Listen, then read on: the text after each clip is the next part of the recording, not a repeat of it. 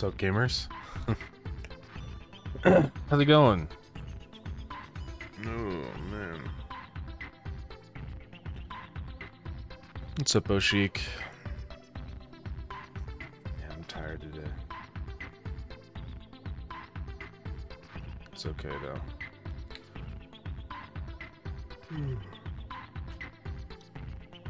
Hey, Bill Dev, what's up?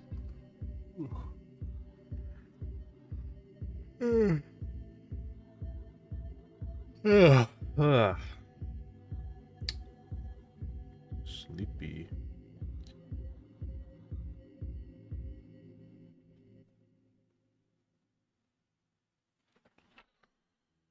Yeah, anyways, today we're probably going to be doing more Gem Planet stuff. I don't know, we'll probably work on resource nodes today, that spawning system. I think I want to do big nodes, instead of the tiny ones this time. Just to kind of change it up, but also sneakily for performance. So, I think it would be good.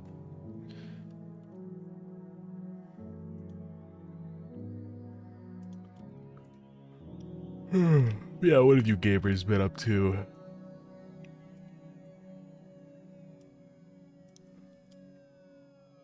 Oh man. Tired. I'm yawning a lot.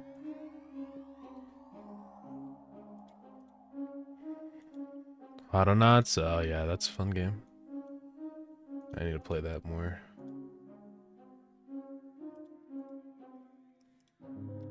Do you like me some Autonauts?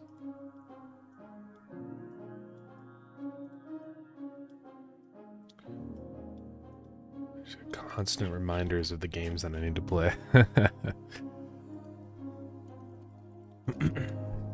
Yeah, I played Terratech last night. That was pretty fun. I don't like how grindy it is. It's like my only gripe. Because having to go to different biomes and stuff to get the materials you need is really annoying. But, you know. It's cool though. Yeah, I don't know if I'll stream it again. We'll see. Only if people really want me to, but otherwise, we're probably okay.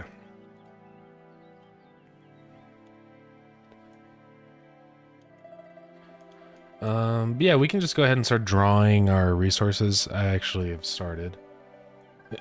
So, this is gonna be cobalt.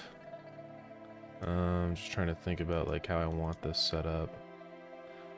Cobalt ore kind of has a lot of like crystals. I'm looking at like references for what cobalt should actually look like. So hopefully this will look okay.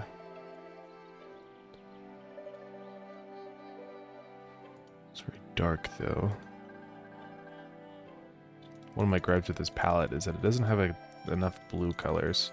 That is like 3. One's super bright and then super dark. So I can't like anti-alias stuff very well, you know. And I know I could just, you know, modify the palette and add in the color I want, but yeah.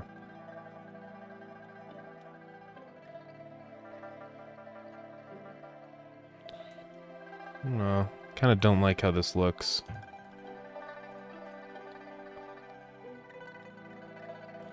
Maybe it'll come together, I don't know.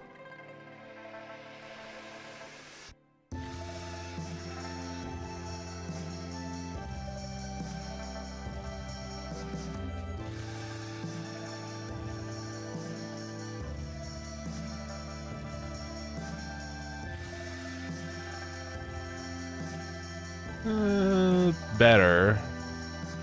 I mean, it'll probably do.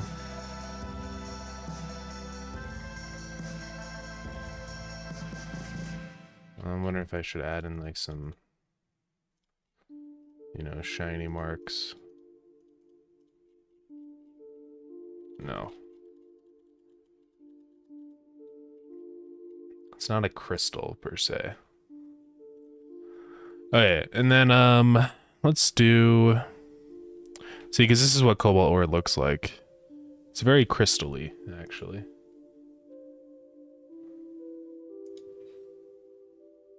I presume this is cobalt ore. In reality, it's probably more like this, but I like the look of this better.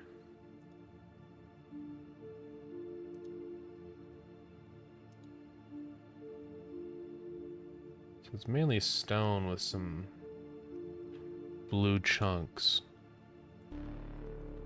Alright, we're good. I can always change it later. Yeah, uranium. We need to also draw that. I think I do want to do uranium on this planet. Kind of debating between thorium and uranium, but my issues with thorium is then we'd have to also add plutonium, because plutonium acts as like a limiter or like a catalyst for thorium. And also thorium isn't super great for weapons. Uranium is dangerous. So you get runaway nuclear reactions, which is good for nuclear bombs. So we're probably gonna do that. So uranium, let's just start with some chunks.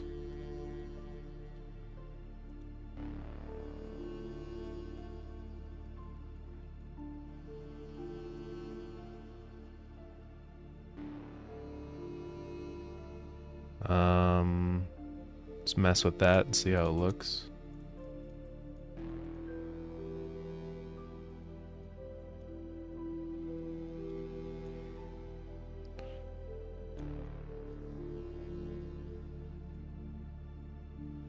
Don't like it. We can make some changes here.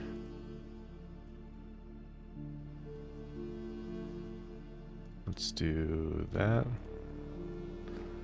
I know it kind of looks like a star a little bit, but it's okay. So I don't even know what uranium would look like. I presume just kind of a shiny green glowy ore. Right.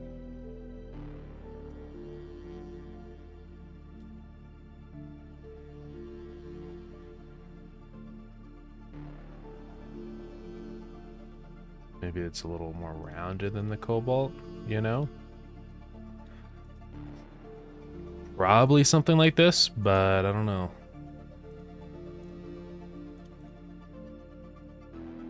I would look at images of uranium ore, but it's always just like rock, you know? So, I mean,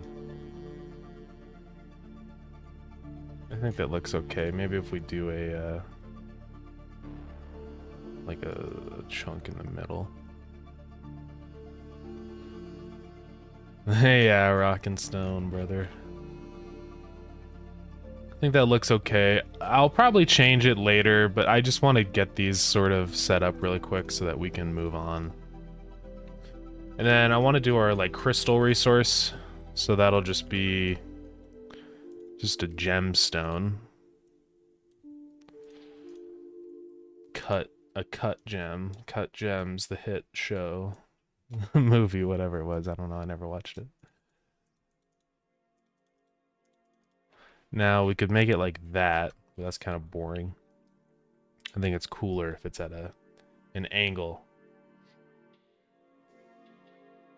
So this might be hard to draw.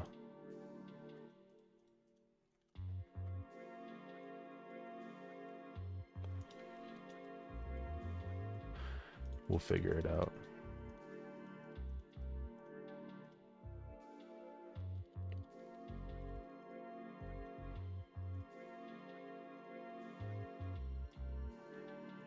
Something like that could probably work. Then we'll leave the edge.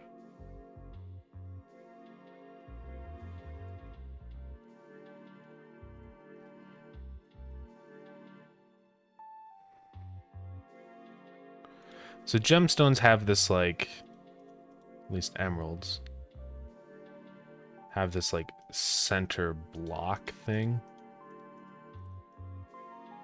I don't know how to explain it.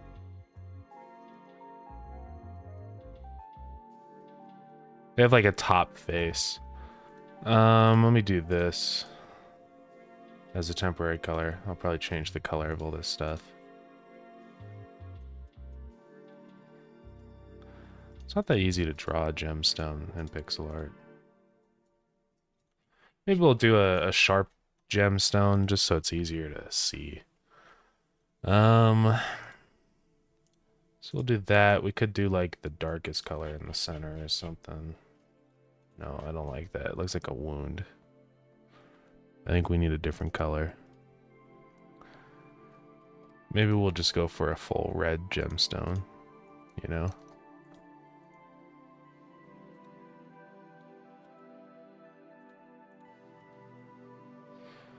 Let's just look at a gemstone. Find one that we like. There's a lot of different shapes we can do. Obviously, I mean, I'm taking some creative liberties here. These are cut gemstones, which means that they've been like processed, but it's okay. But yeah, there's a lot of different shapes you can do. You know, all these different shapes. So I don't know which one we'll do. An emerald's probably like the easiest. I guess we're doing the like shape we have now with the sharp corners. I don't know what that shape even is. I don't know if it is a shape they cut things into. It's kind of like an emerald shape, but like not really. So I don't know.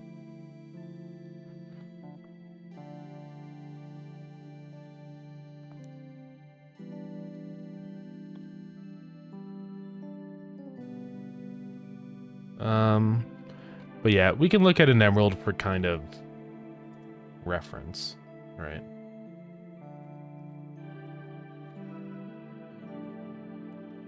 Emeralds just have a lot of flat faces, flat rectangular faces. You know, there's one here. I think they do like a inner cut. I'm not really sure. I'm not a gemmer, so.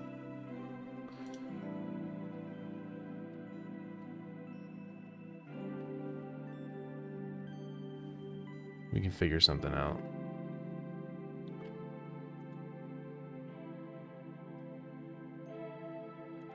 So it usually has like an internal bright spot.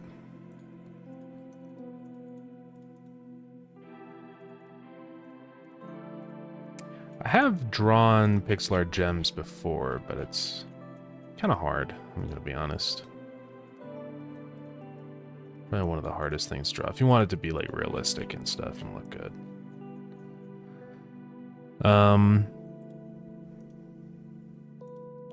Here, do we have some kind of in-between? Not really. It's also really hard to draw it at an angle like this. If I'm being honest. I mean, we probably don't have to overcomplicate it. We could literally just do like this. Or like this. And just add some shine marks like that and call it a day, you know? But I don't know.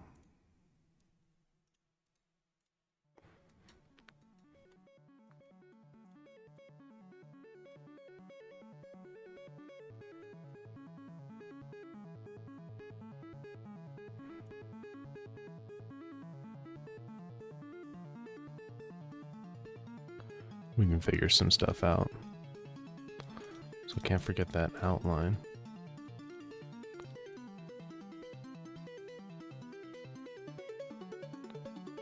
I kind of wanted to do it darker.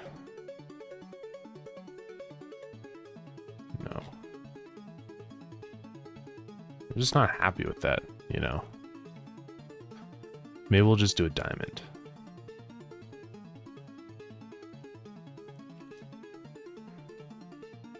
I don't know. It's hard to say. Or maybe we just do it horizontal so it's not confusing. We do like an emerald shape. It's probably just gonna be better.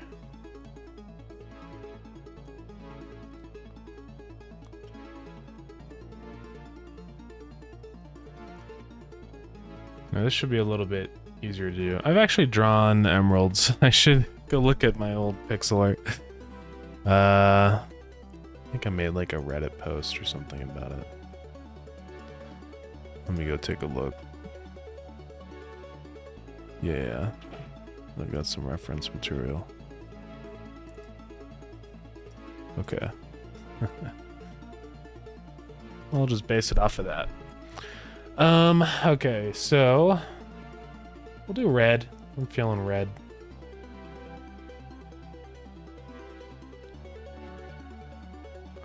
So really, we can break this up into a couple shapes. So let's do that. So we're gonna have this like diagonal shape on the corners like that. And then inside of here, it's gonna be a different shape. Sort of like that. And then that in and of itself is different shapes, which I'm just gonna define like this.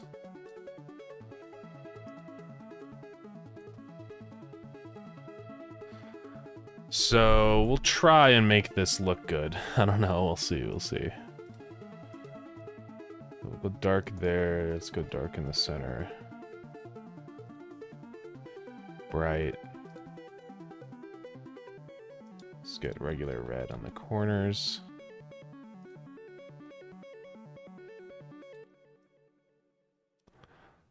Really that one should be brighter.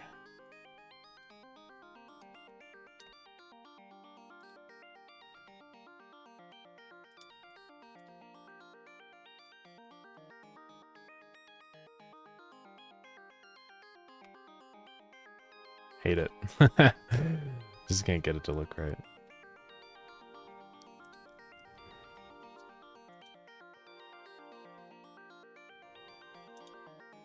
Is it so hard with such a tiny little size?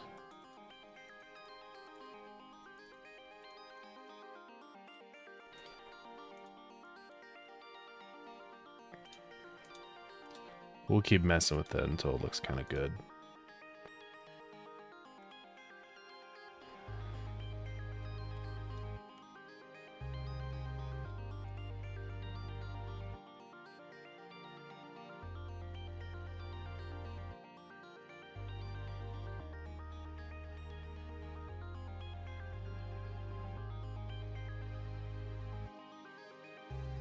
It's just too bright. Doesn't look good. I don't know, it's gonna be really difficult to do this. Might just have to go with the iconic gem shape, right? Which is a diamond. I think that's probably gonna be the best route here. Is it the most... Does it make the most sense? No. But, you know, whatever, right?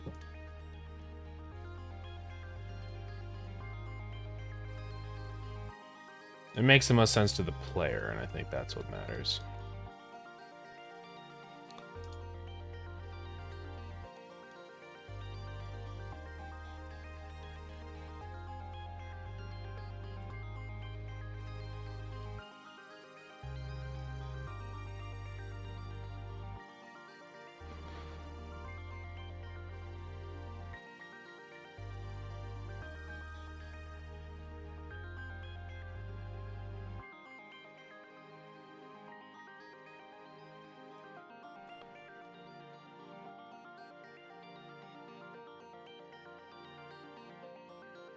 Yeah, I think this will be okay.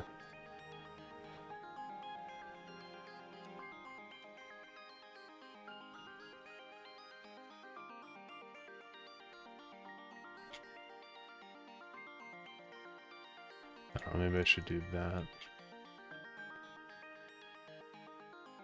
Yeah, probably. So much easier to do these gems when it's a big, massive sprite. It's kind of difficult, not gonna lie.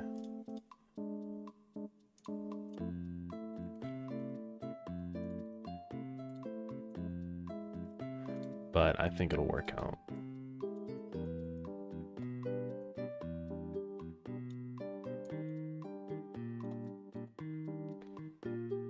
What's going on here?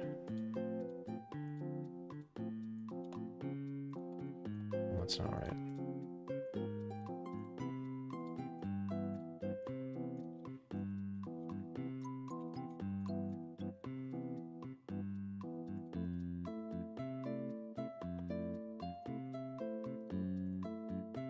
Maybe that should go up like that.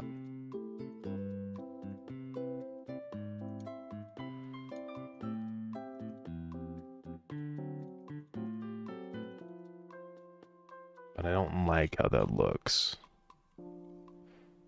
That's my dilemma. So it's got to be like that. And I guess like that's okay. But we gotta figure out how to bridge these differences.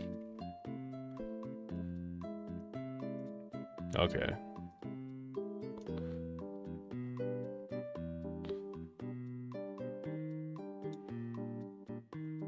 I think the split technique could kind of work for a second. I don't know, we'll see.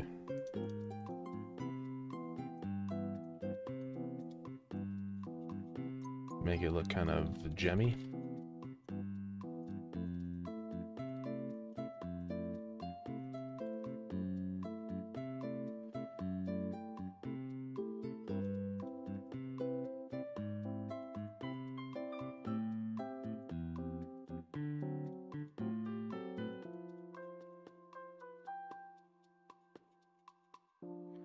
I mean, maybe we're onto something, I don't know.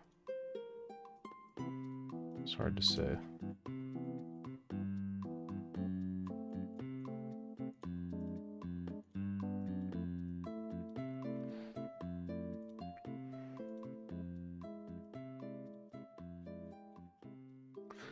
I think that looks okay. I don't want to overwork it again, so I think we might stick with that for a minute. Okay, well, we've got our materials, I think. We just have to turn this into ore deposits now. So, the other ore deposits are 16 by 16. I think I'm going to double them. Be big ones. I think it would just be more interesting.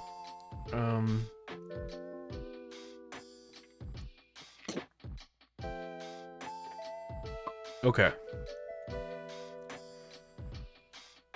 So, what do we want these to look like? I kind of want it to look like, you know, underwater stone, not just regular old rock. But kind of like the stone, you know, you find at the ocean floor, deep sea, kind of rough, oceany rocks, if that makes any sense. Now, since it's like a crystal zone, the rocks will probably be pretty minerally, you know? So, like, not rocky, but more, yeah, mineral. Maybe almost like quartz in a way, right? I don't know. Not quite like, you know, quartz crystals, but like the rocks, at least, right? Like this kind of stuff. So I don't know.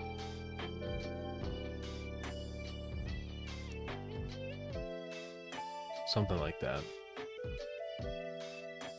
That, or we could just go with like a darker stone, which could look cool too, almost like basalt. I do like basalt and how it is forms some funny, cool shapes. I think these basalt columns are pretty cool, so I would like to actually like use that somewhere. So maybe this is a good spot to do that. Now, it's going to be really annoying to have to actually do it, though. That's the problem here. I'm just going to have to draw a bunch of these and then combine them together.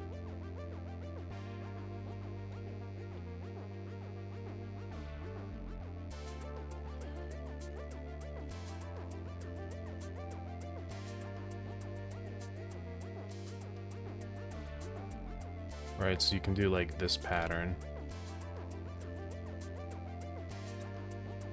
I think I'll just build this grid, right? And then we will, here, let me just grab this. And then I can go through and like raise some of them up. Like think that's what we'll do.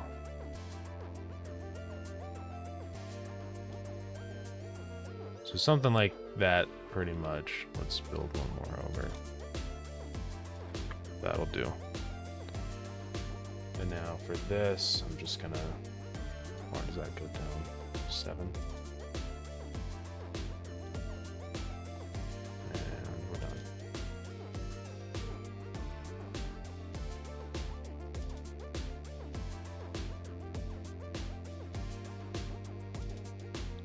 I don't know if this will be the right look for the ocean planet or not, right? That's something we'll find out later. But I just want to try things out. That's really what this time right now is all about.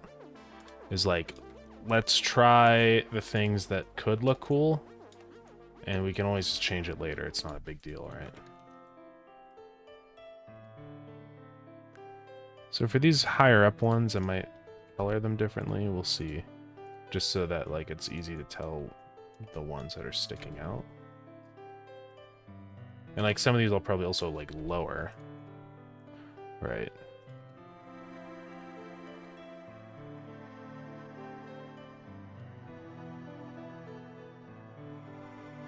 Oops. Get the bright color again.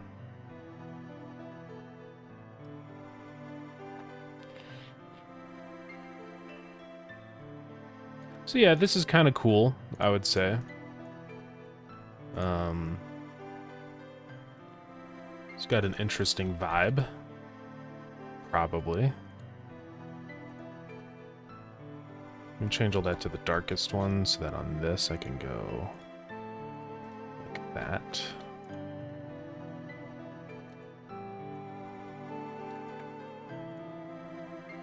And I'll cut off the problem spots. Move it down. Yeah, I do like how this looks, I think. And even if it's not used as the actual resource node thing, we can just use it as decoration or something. So, I think it's kind of cool. So now I can go through and like color these a bit. So I think I want to do the right side is brighter, kind of like this.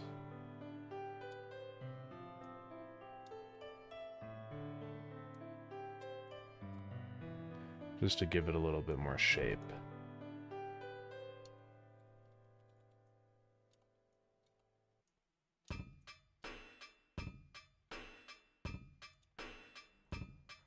I know what I gotta do and I know when I gotta do it, but I don't. Doesn't look half bad. My plate is filling up and then obviously we just outline it. Guess I'll just have to take it. I've been led into this false reality where I'm told that it will all be worth it. Why should I put my trust into the system they've created when the system's completely broken? Waiting for the time when nothing's on my mind. Then I'm also just gonna do the classic. Make the bottom outline brighter. So it meshes. Okay. That may be our resource node. And so basically for the actual, like when we do the same thing we did with the rock where we kind of paste these like chunks on top. Obviously it's not going to look like this. I'm going to redo the chunks, but you get the idea. And let's just grab this and like see what it looks like on top of our sand, you know? Like, does it actually look cool? And I think it looks kind of cool. I think it could be a vibe. So yeah. Okay.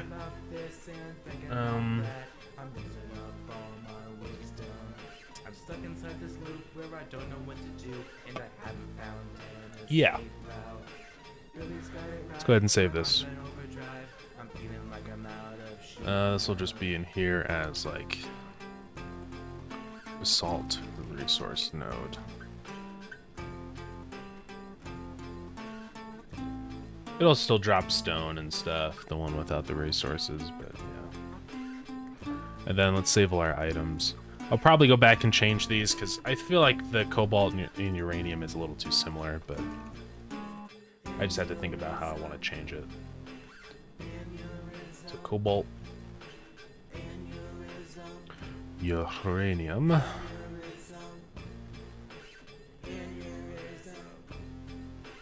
So there's a lot of new machines that can stem from this. I think one of the big things is going to be like really good batteries.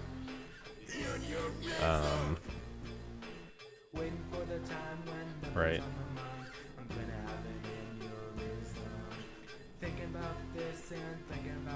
Yeah, because we could do like really good batteries with the cobalt and crystal, nuclear power. That's going to be kind of cool. And we can like do some alloying stuff with the cobalt, right? Like cobalt and steel or something makes like some super strong alloy. Or we can figure it out, right? So let's get rid of all those tabs. So we do need to get started on the actual generation script. Hopefully it won't be too bad. So I'm just gonna go into here and get cracking. It's gonna be on generate resources, wherever the frick. Oh, I'm in the wrong script. I was like, why can I not find it?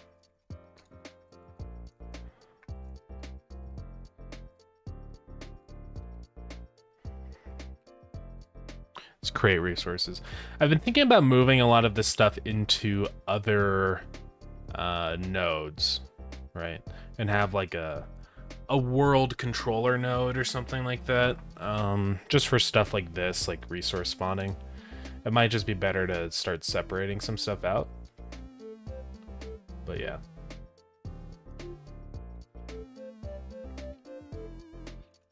So I'm going to specify region ID now in the create resources call.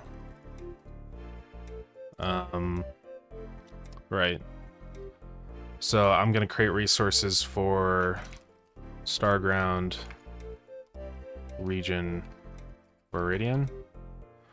But then we're also going to do it for Starground region Gemtopia.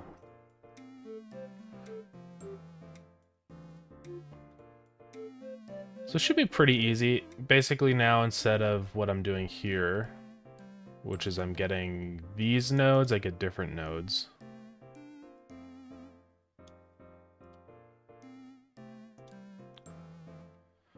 I'm also gonna have to check a different size now, because here this before was just a point from and to, but now I actually need to do like a box because the resources are gonna be double size, so I'm gonna have to do that.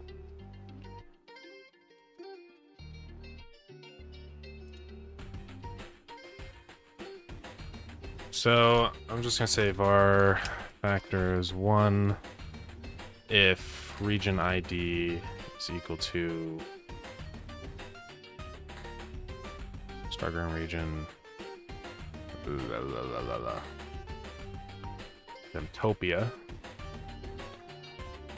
Right. Then we're gonna say factor is 0.25. So that'll basically just slow down our resource generation. So like it'll lower the cap and stuff like that. So yeah.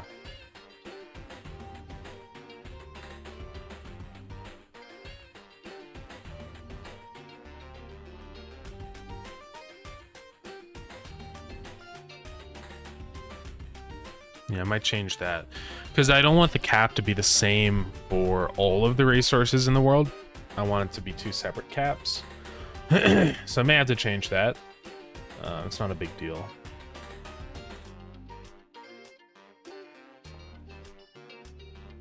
I think I'll just do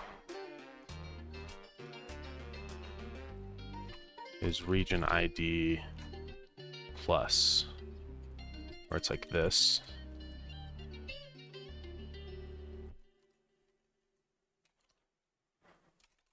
Plus region ID.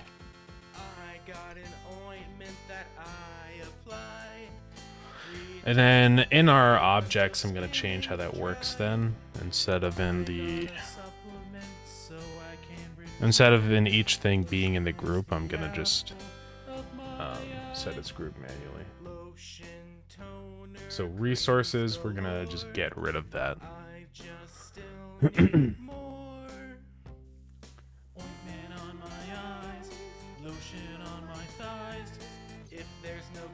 So that's all the rocks, and then we just have wood or trees. And I think we're good to go. So back to our multiplayer setup script. So we get the region, resource group. Now we're gonna just check that resource group instead. Down here also, then when I add in an object, I'm gonna say object dot add to group. I think that's the proper. I don't know.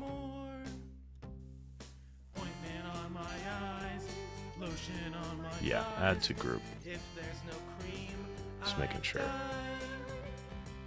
I'll do that after add child just in case. I don't think it matters, but okay, we're getting there. Slowly breaking this up.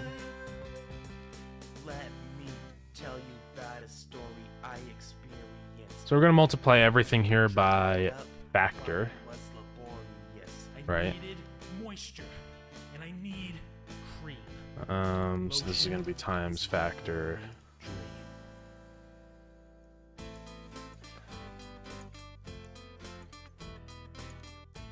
So that should work there. Then for the map coordinate stuff, I'm going to have to check things a little differently for the big resources. One thing is that right now it's centered in its position. The problem with this, though, is that the center of it will be in between tiles. So it doesn't really work. I guess what I can do here is this is just adding a vector 8. I can just not do that. Yeah. That would work.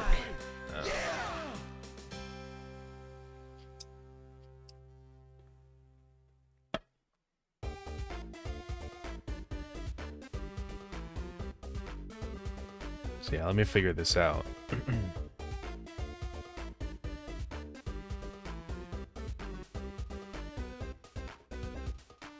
It's resource group. Okay. So I'm gonna say if region is region Viridian.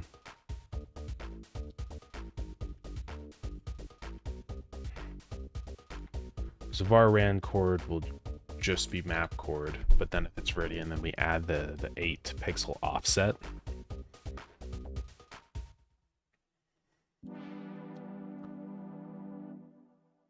So that should work.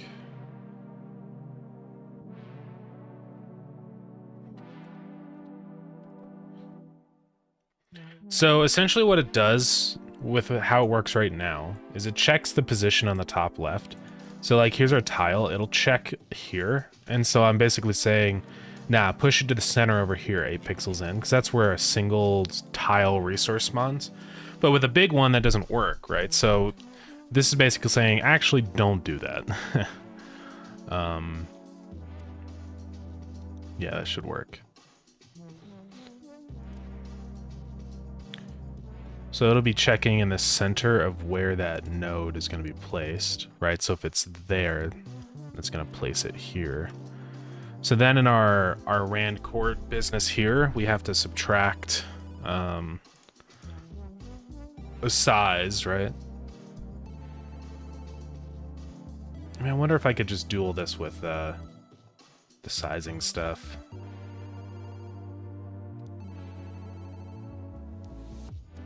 Maybe it would be easier.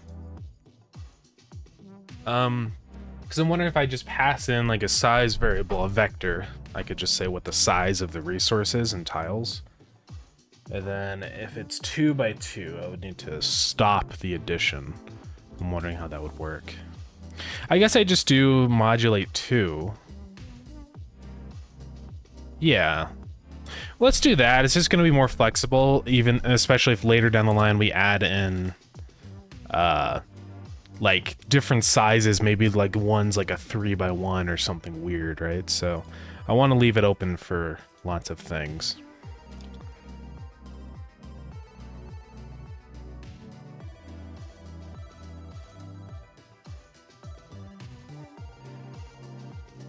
Okay. And eventually maybe we'll just base that off of the resource itself, but yeah, we'll see.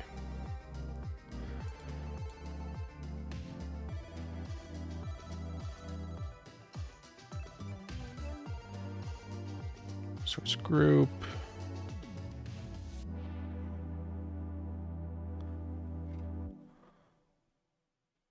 All right, so now we say here times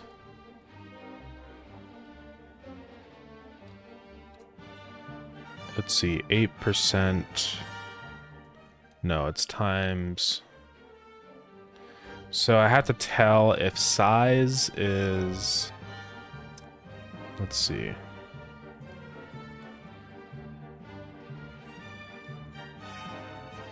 So size is 2, then we say times size percent 2. So when it's 1, it'll just be times 1. When it's 2, it'll be times 0. Yeah. So we don't have to do any of this other stuff now.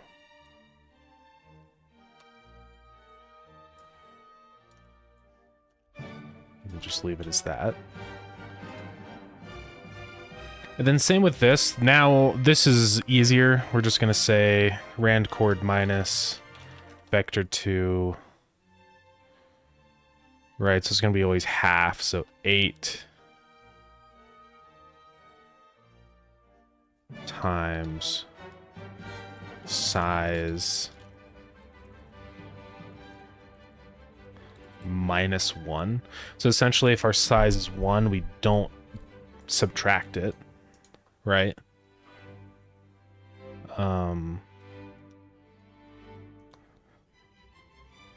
Otherwise, we do.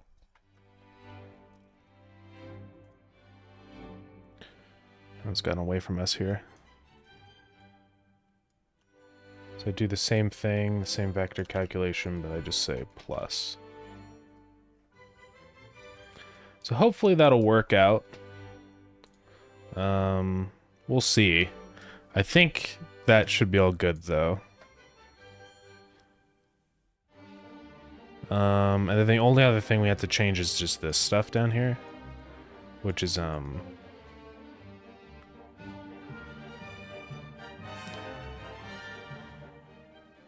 right, region Starground, or region Gemtopia.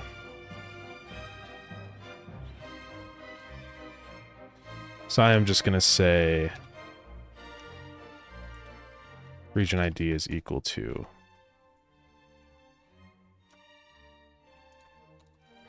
Gemtopia.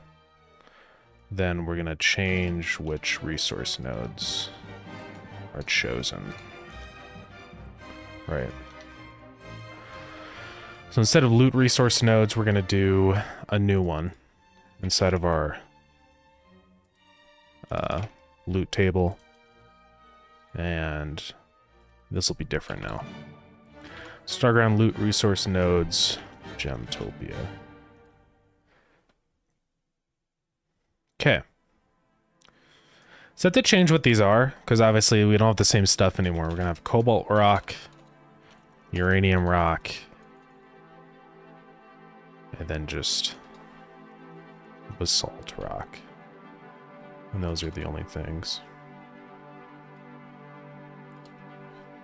I'll make the rare metals kind of, well, rare.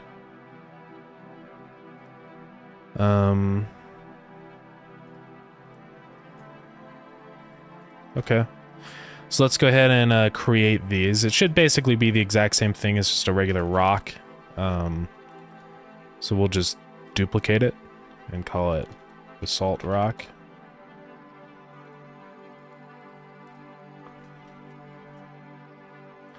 So we'll swap out the sprite. So it has two parts of it. It has this mask, and then it also has the actual sprite. So we do need to make a mask for this. So let's do that. So the mask is pretty straightforward. It's basically just we're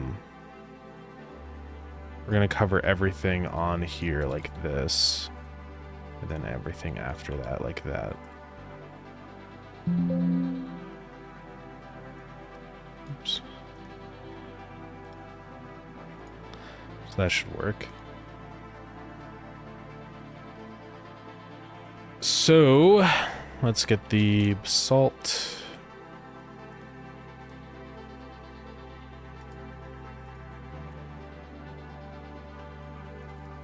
Basalt resource node.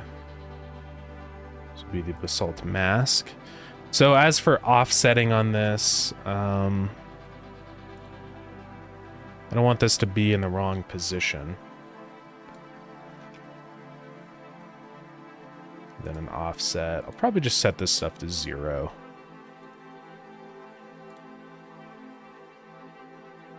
Now, am I going to have to change this in here, the animation? Probably.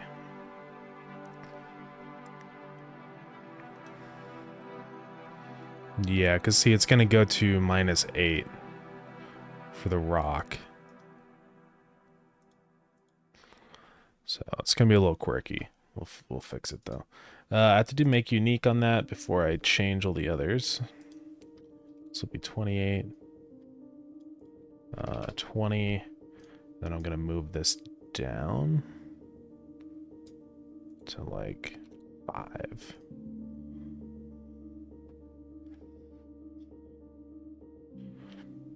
Okay.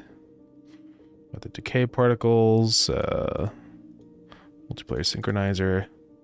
Should be pretty much it. We can, should be able to boot up the game and see this work now, hopefully. We'll see if it does, but I'm also going to up the hit count a lot to like 10 probably.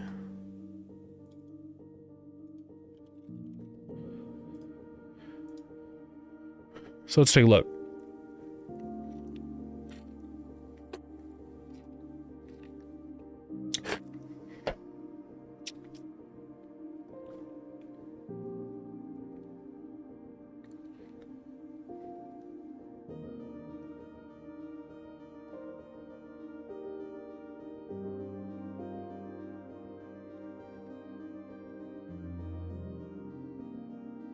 Yeah, hopefully this works. It's probably going to crash because it can't find the uranium rock and stuff. But it's okay. Well, really it's not. It's going to crash. Didn't think about that.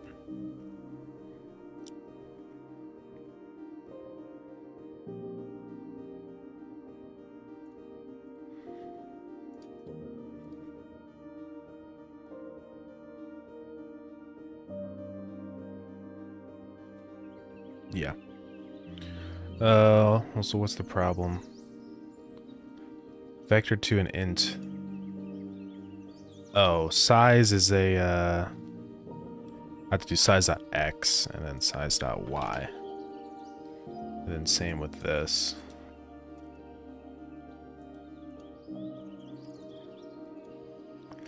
Okay.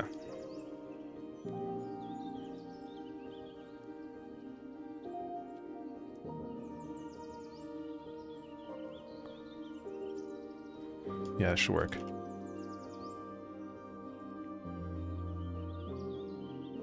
Come on. I fixed that one.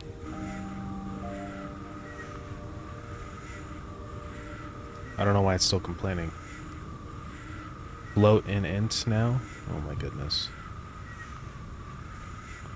It's because size is a, well, let's just make size a vector 2i.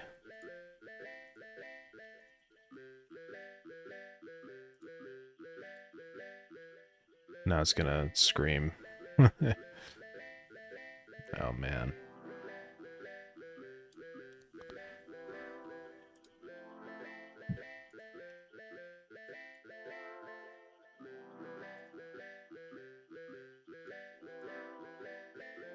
I fixed it. It should be working.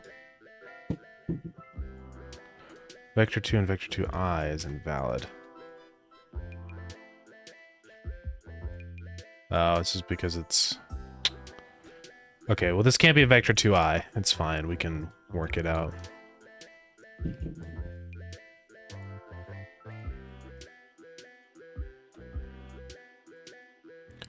So float and int. It's because size is technically a float. So I just have to say round.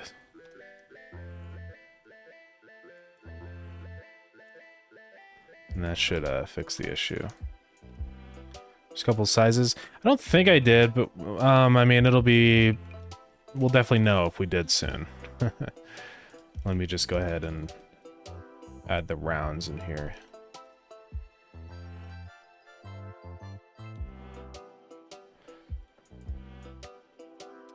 Okay. And also temporarily I'm going to get rid of the cobalt and uranium just so that we can actually see these spawn and it doesn't break everything. So let's try that.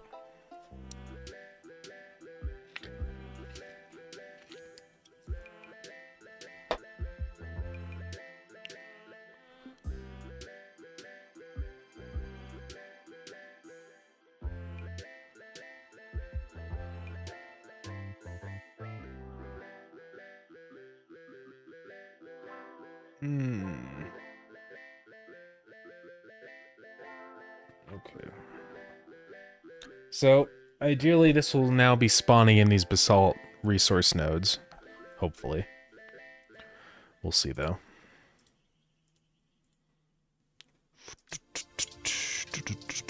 Yeah, load that one. And it should also be spawning our other regular resource nodes just fine too. So still complaining. What's the issue now? Float and int. I don't know why.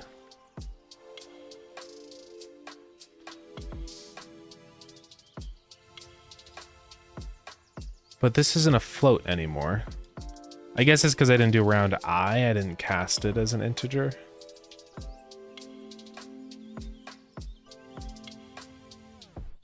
That's probably what it is.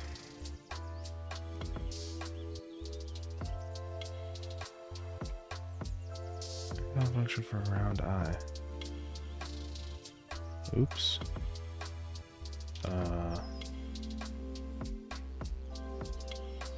Okay, hopefully that works.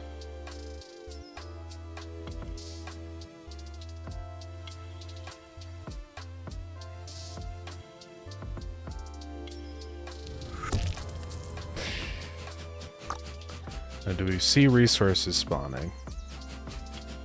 Take a close look. A lot of these resources are probably from before. It looks like they are, so I think we're good. That stone just spawned in.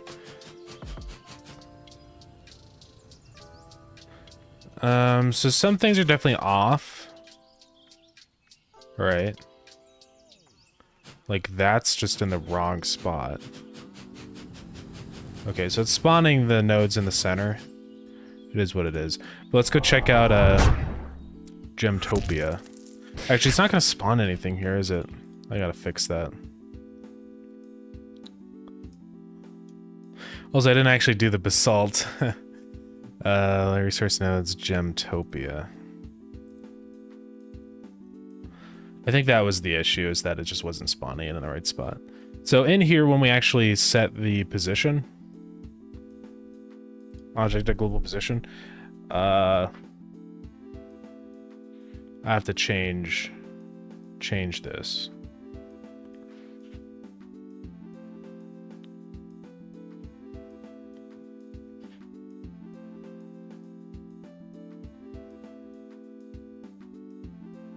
Those are the sizes you meant? You mean with the .x and y? My bad. So I'm gonna do plus... Let's get our data from this, so we can say map data is equal to global dot regions table dot get region ID, right? So then over here, welcome back, Oshik. I'm gonna say plus map data dot location. So it should spawn in the right position now. Let's take a gander.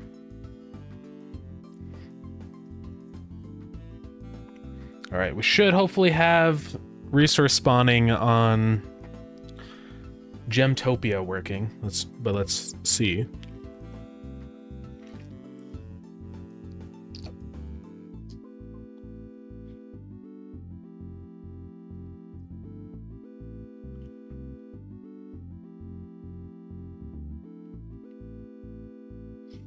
Okay.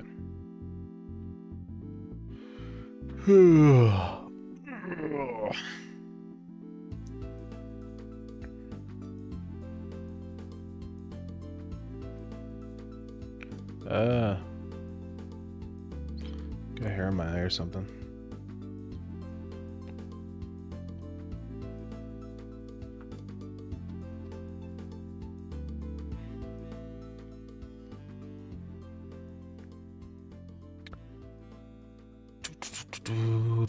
We gotta wait a million years for Godot to load.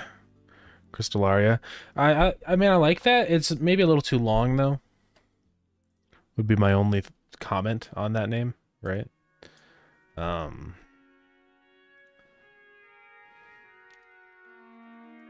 What are names for crystals? I just want to see some different, like... I kind of like aquamarine. Because it's like an ocean planet. But aquamarine is also a gem, you know? So maybe, you never know. Or just some kind of wordplay on aquamarine, right?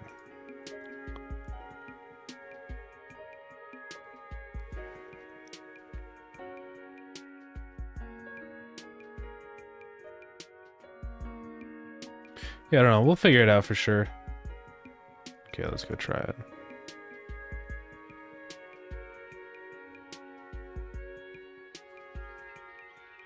And it's all dead.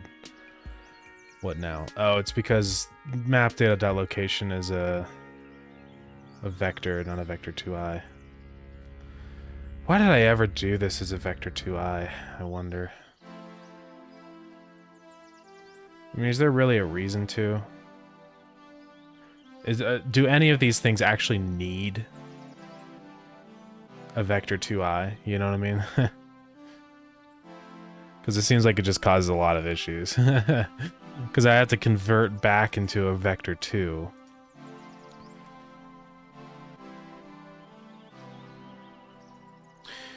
Oh, isn't it because, like, to check the tile, I have to use a vector 2i or something?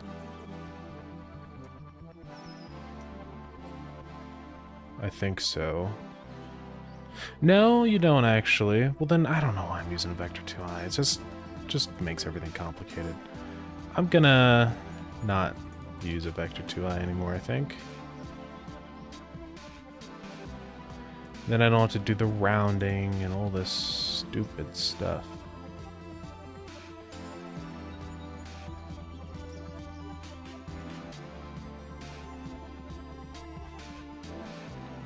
Float and int. Because size x is still a float. Okay, I guess on some of these things I gotta keep round eye. Tile maps use... Yeah, that's what I thought. I guess I'll just keep it and not break everything right now. But I'll reconsider it, though. Okay, what's the problem now? Vector 2i and vector 2 and operator plus. Yeah, it's this. So I'm gonna have to say plus vector 2i map data location.x. Then we have to do round I on those. This is why it's kind of stupid to use vector 2i's. I wish it did this kind of rounding stuff automatically. You know, like when you add to a vector 2i, it'll just do it. Instead of me having to go through and do it all stupid like this, but whatever. Okay, please work. Okay. Let's just watch resource spawning here. I want to make sure that it is spawning incorrectly. I think the other ones just weren't because it was the... doesn't look like it is, actually. Yeah, those are definitely in the center. Okay, well, we'll fix it.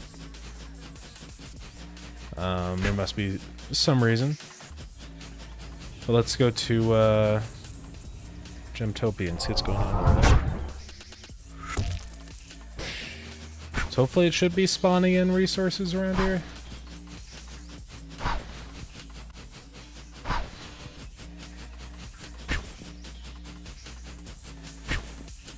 I'm not seeing any, so I don't think it's working, which is unfortunate. Let me print out what the position is before it does it, right? And just make sure some of these are actually spawning at 20,000 or whatever.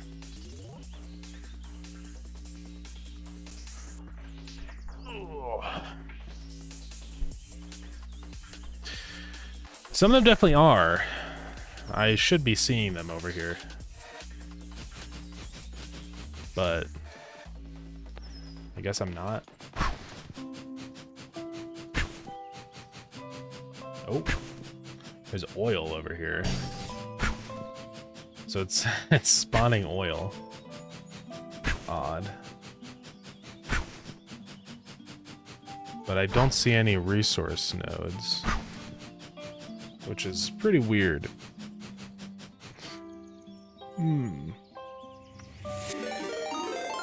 Hey, Magtonics, thank you so much for the raid. Welcome in. Let me give you a shout out.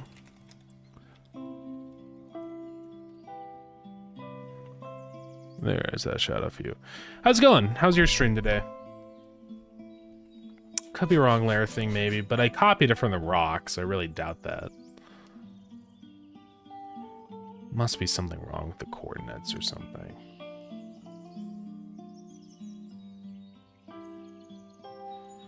I mean, it doesn't seem wrong, right? Kind of weird. Is it that the basalt rock thing is just... that's probably what it is, yeah. Let's change this script for the basalt rock.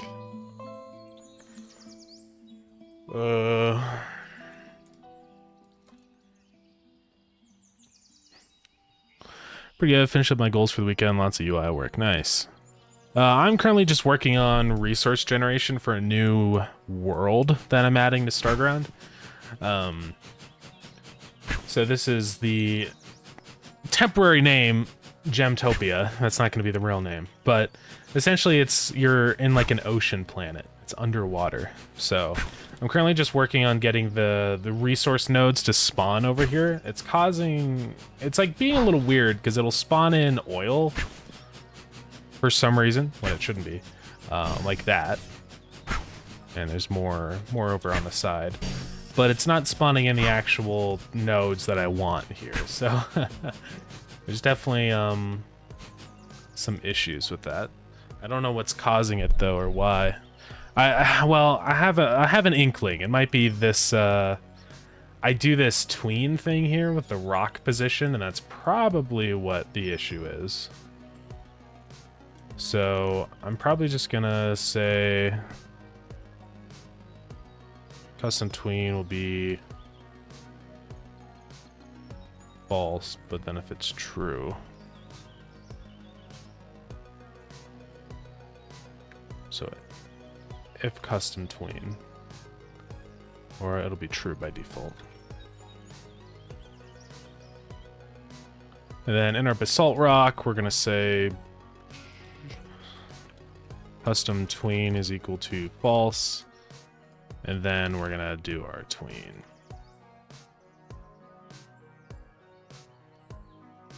I don't know why that would be causing issues. Also, unexpected indent. I don't know what it's talking about. Is it because I already declared tween? No. What's happening? If custom tween. Custom tween is false. Oh, I'm just stupid. Well, that doesn't make any sense because it's custom tween should be inherited by the rock script, so I don't know why it's not working.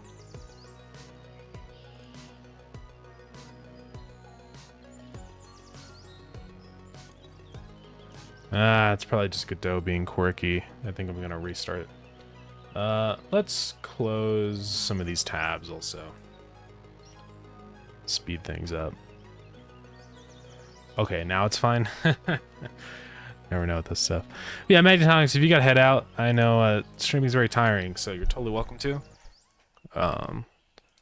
Don't feel like you're trapped in here or anything. So, let's see. I need this rock, this, to start at... Right, start down at the bottom. So I need it to start at 32 and then come up to 0.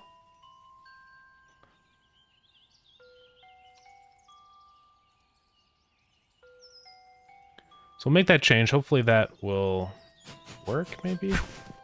Probably won't. I don't think it's the masking. I mean, I can disable the masking just temporarily to make sure it's not. Right, like I think it's invisibility. I do disable on the clipping of children. And I'm definitely not seeing the rocks here, so there's just something wrong. I don't know what it is. Around for bib. Yeah, probably head out soonish. Sounds good. Yeah, I don't see it, so it's not that. I don't think it's the animation stuff. Where are these rocks? Like, if I look inside of our thing in world, right? Let's go look for our rock. Basalt. They're just not here? That may be the issue.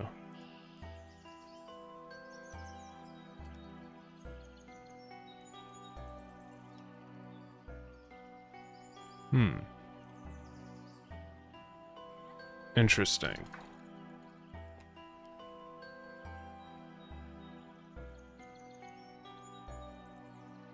Yeah, very strange. I don't know why it just wouldn't appear like that.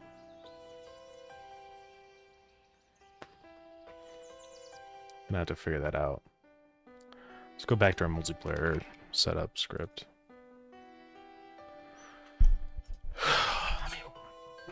No, the heat's always so awful in here.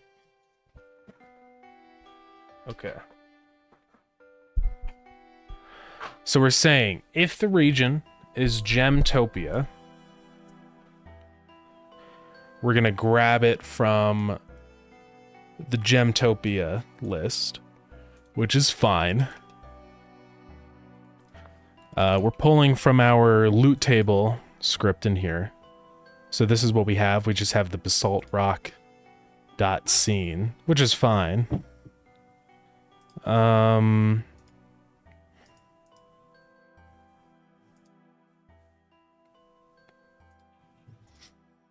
just trying to figure out why. Why it just kind of disappears, though. I mean, I have position on spawn. Shouldn't matter, though. I'm on single player. Let's go back at our multiplayer setup script.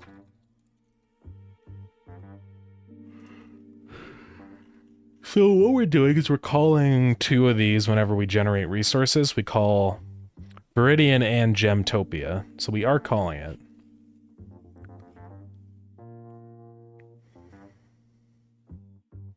We're setting factor to 0.25. I don't think that would cause any issues. No, because it's still spawning things, obviously.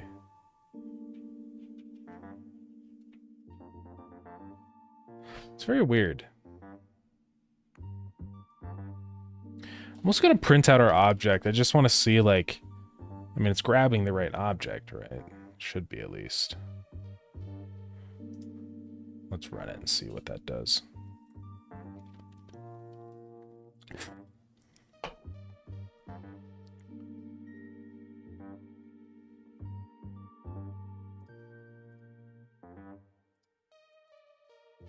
So it should just say in here, it should show like basalt rock getting loaded in. Oil deposit, oil deposit.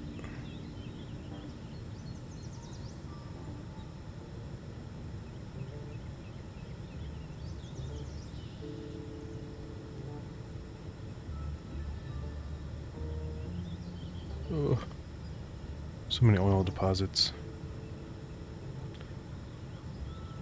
Yeah, it looks like it's not actually spawning anything in, which is really weird, right? I'm gonna print here and make sure that's actually running. It should be.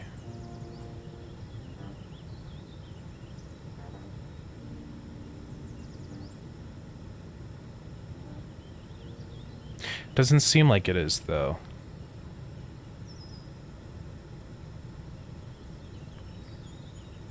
Oh, it's because tile map. Yeah, that's what's going on here. So...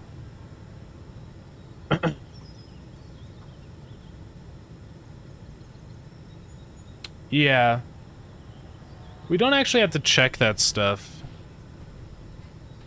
Because it doesn't have water, it's underwater. So I'm gonna say if it's Gemtopia, var check tile. Well, I guess it'll just never check the tile, which is fine. We'll just load it down in here.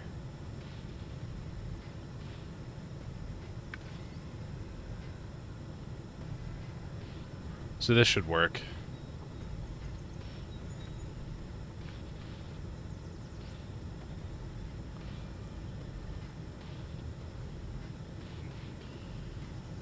Okay.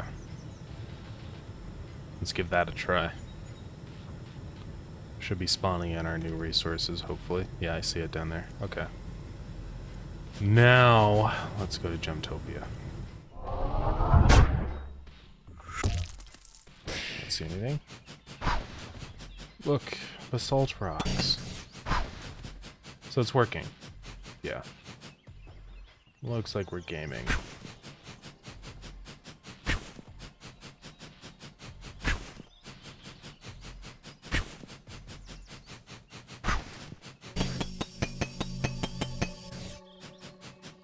They drop stone, which I guess is what I want them to drop, probably.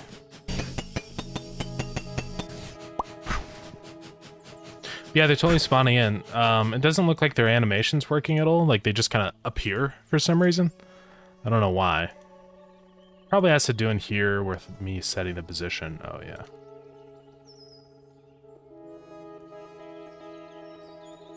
Let's just do if custom tween in here. Yeah. And then I'm just going to say... starter position at -32 is what it should be.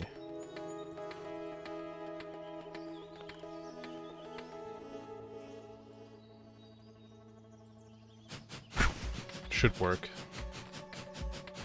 Let's just run around and look.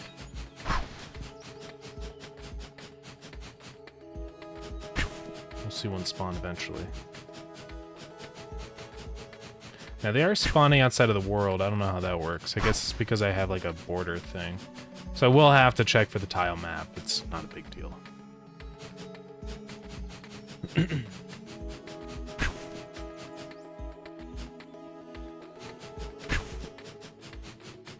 don't see any spawning. I think we have to break these. Oh. That was weird. It's because I set it to -32. It's supposed to be just 32.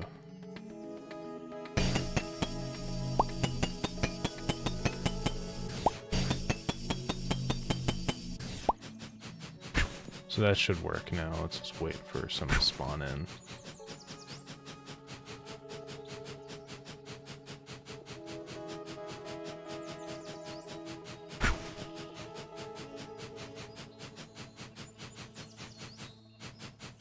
Yeah, see, it's doing some weird stuff. It's like spawning off the tiles. It just isn't gonna fly.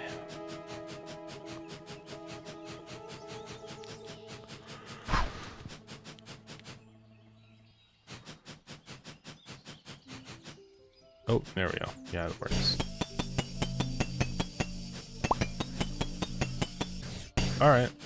Well, we have resources spawning down here, so that's a good step. It's definitely part of what we need. Still a lot more that we have to do. I want to add more variations for these basalt pillar nodes because, you know, they all look the exact same and it kind of gets repetitive, so we'll change that. We also had to think about how we want to collect resources down here, because the idea from the very beginning was, so I noticed I can't place things here. I wonder why that is. Actually, I think I know exactly why that is. It's okay, I'll fix that.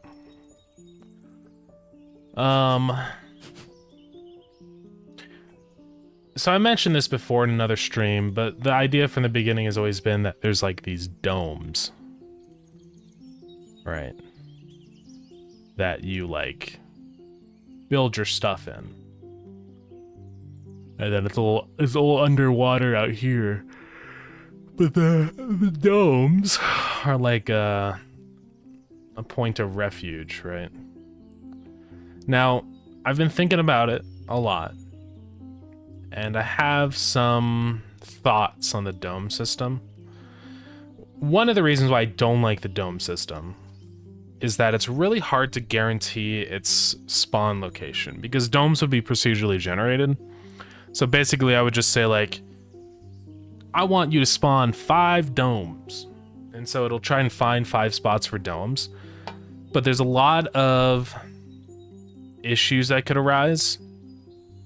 So issue number 1, the domes intersect each other. And this is just for spawning. I have other issues with it too. Issue number 2, the dome spawns inside the map, but it's like halfway off the tile set. You know what I mean? Like that. Issue number 3, the domes like block your movement. Like they're all next to each other or something, and it like blocks off the whole map. Like this. So those are just the spawning issues that I would have to work out. The other big issue with it too is like, well, I have to synchronize all that business with multiplayer, and that's kind of a whole thing. I'm also going to have to like keep track of like which ones are fixed, which is kind of complicated. Like I have to know, is this one repaired or is this one repaired, right? Is this one? I don't know. The reason why that's complicated is because I'm not actually saving these into memory. They would just be something that like generate at the beginning when you're creating your world, right? And so it makes things complicated. I'm gonna have to like save that info inside of like a higher up script, which is not ideal. So I don't know, it's definitely not that easy to add in the domes like that. And it's just a bunch of other things, like how do you enter the domes, and you know, just so much stuff. Dealing with the water effects in the domes and stuff, like do I just turn it off when you're in the dome? Like I don't know, it's complicated.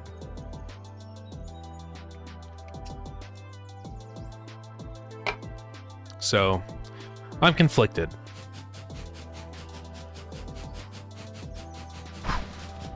I like the idea of the dome because I think it's kind of cool, but it's also really hard to just add. And I worry about my time constraints because I have until basically December 19th at the latest to get this update up. And the problem is that there's still so many more things that we have to add. We still have to add nuclear power. We still have to add like items and buildings and uses for all the new resources, right? And we also wanted to do a whole nother dungeon, so it's kind of on a time crunch, if I'm being honest. I don't know. I might rethink the dome idea. I mean, there's other things we'll work on in the meantime. It's just, I would do it if there weren't so many complications, potential complications, right?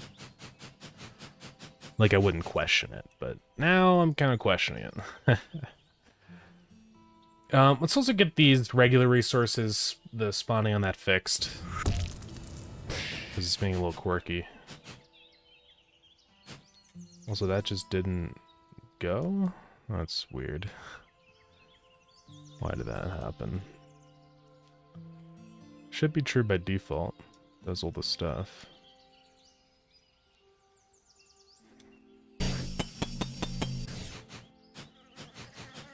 Why is it doing that? But it's fine for regular rocks? What did I mess up?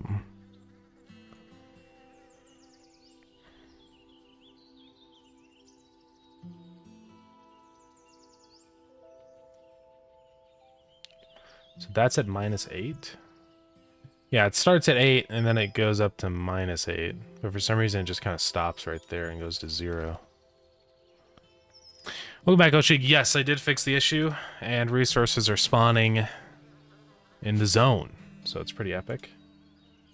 I'm just gonna fix this issue with these resources spawning in the center. Like these trees, for example, that's just not right. So, let's dive back into our stuff. I'll show you the basalt rock spawning in just a second, but I want to see if I can fix this really quick. So I do it right here. I basically say, we'll add it as long as size is 1. So that should be, I think that's where the issue is arising. Now 1 mod 2 should be 1. Which means we multiply 8 by 1, which means we add 8 to random coordinate. So that's why I'm confused why it's not working.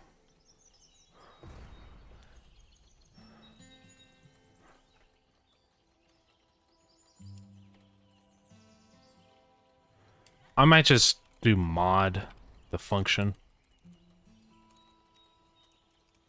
Just in case that's like causing issues or something.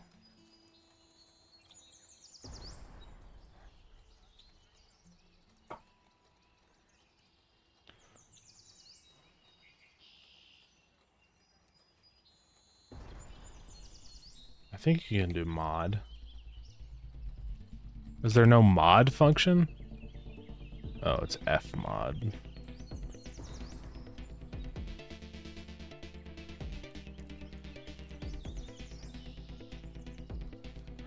Maybe that's the issue? Is that it's adding, like, I don't know. Let's see where the resources spawn now. Well, that looked correct. It looks like it's spawning in the right spot now for some reason. I don't know. Let's go, to a new save and just watch. Okay, well, it's in the right position now. I don't know what the deal was before. Okay, but we still have this issue where the rocks don't, finish their animation for some reason. Yeah, I think we're on the same seed. Yeah, it's just a new world. Now it's all empty. So yeah, the rocks just kind of stop. What is going on now? So in rock, I have all this stuff.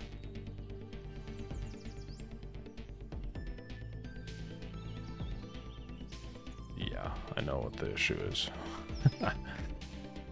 Big mistake on my part. Whoopsies.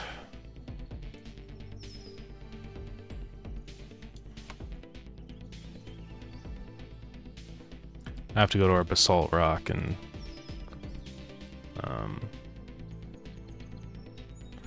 make a new script. So I want this to just extend rock. And we'll just paste it in like this. Now we're good. The rock should finish their animation. Let's just go make sure. Yeah, we're good. Okay, I'm just a silly goober. Alright, let me show you the basalt rocks now. We can get started pretty soon on actually adding in the ores and stuff. So...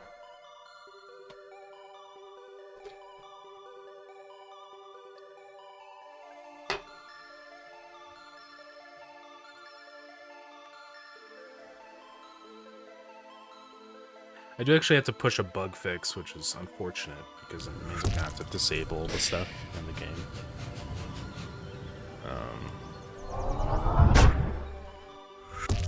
I can see the basalt rocks. Look at them go.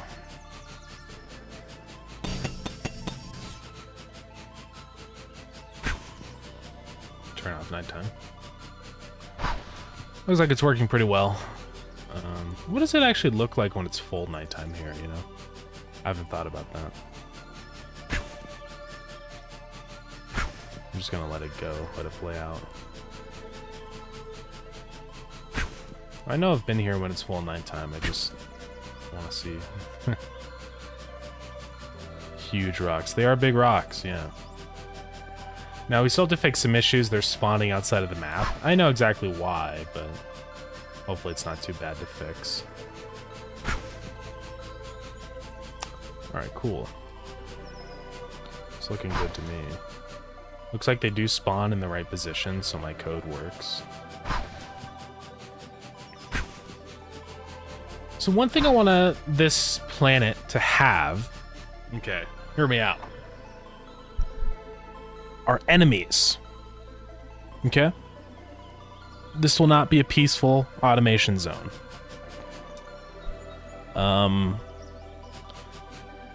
The locals will attack you. I don't know exactly what kind of enemies are gonna be here, Victoria. Kind of. I just want it to be like, I mean, we'll probably do enemies on this planet, yeah. I'll consult with the gamers and make sure that's what we want to do, but say anything for the follow, I appreciate it.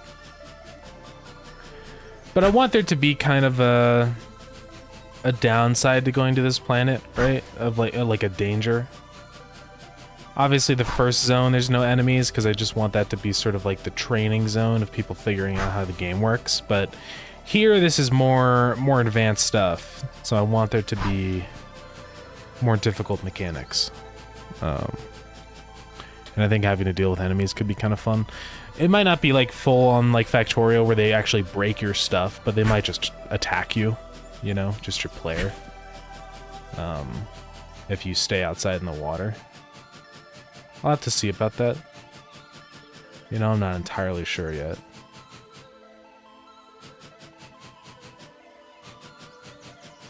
There's a chance creature the deep tiles exist. Yeah. Maybe I will make that fish guy exist.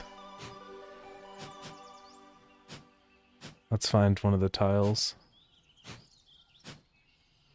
It's kind of difficult to find them when they're all just merged together like this. I'm not seeing any. Am I just crazy? I know they're here somewhere. Oh, there we go. Yeah.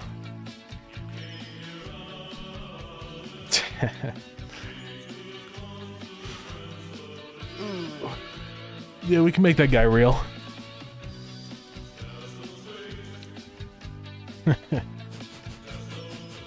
Could be fun.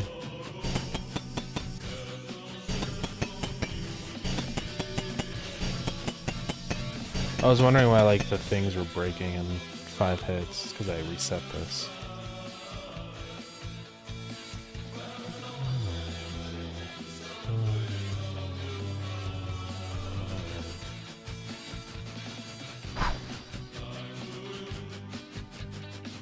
Frick yeah.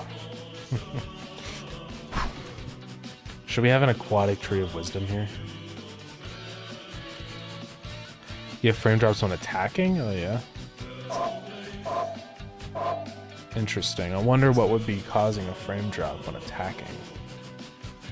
Because it's not like the code is very complicated. Coral of Wisdom, yeah. That'd be awesome.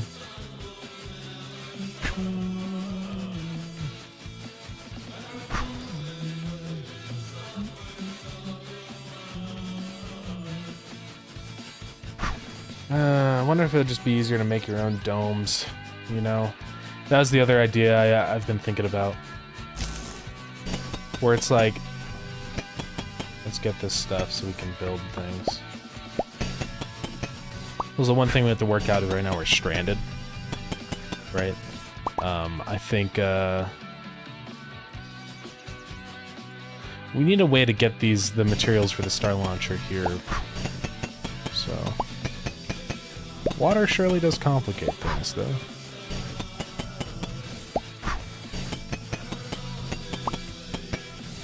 So the one idea I had initially was like you could build your own enclosures. Or like you could build like a ring of walls, for example. So let's go see if we can fix that building thing.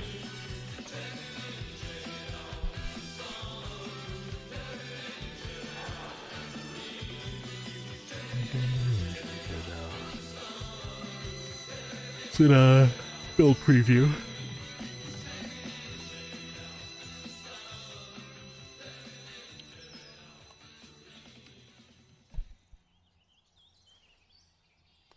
So I believe this is where we do it.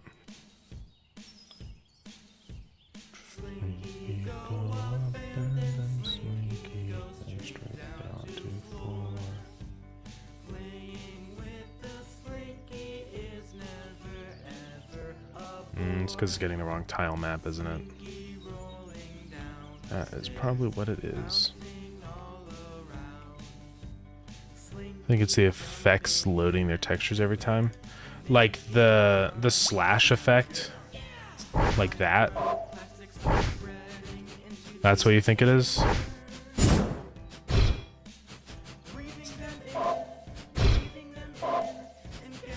Okay. I mean, it should be preloaded into the game, right? Well, like, once you hit the first time in the game, it should stay in memory forever. So, I mean, it really shouldn't be causing lag spikes. There's got to be some reason for it. Let's run the profiler while I attack a bunch and see if I see anything.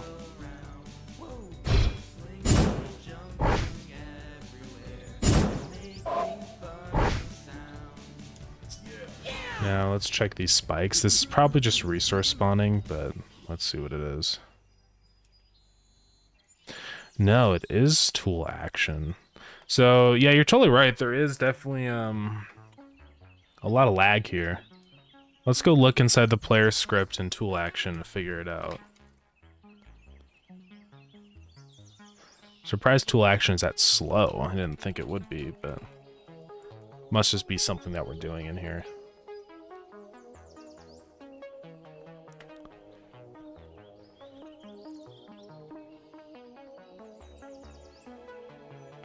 Yeah, you're not.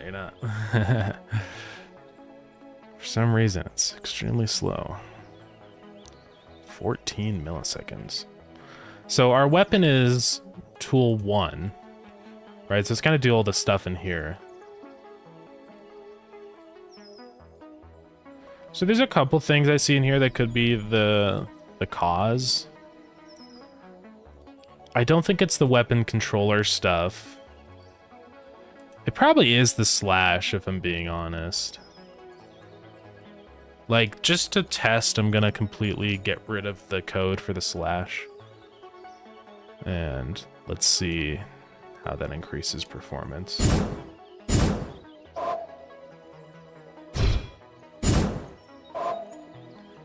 Looks like we were still getting spikes. No, that's resource generation. Resource generation. Resource generation. And that one's just nothing.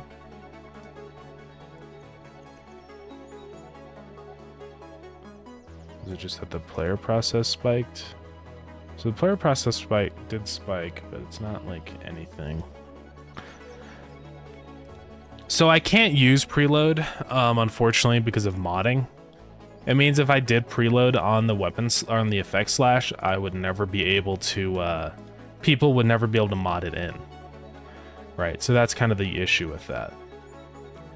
So unfortunately, I have to think of a different way to do that. Now, I do have this thing where I have like scenes that are preloaded, which would probably fix our issues here.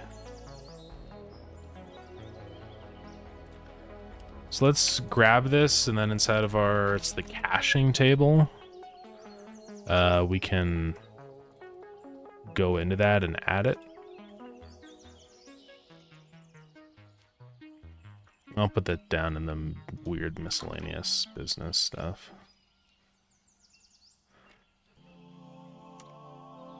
I guess that goes right there. So effect slash.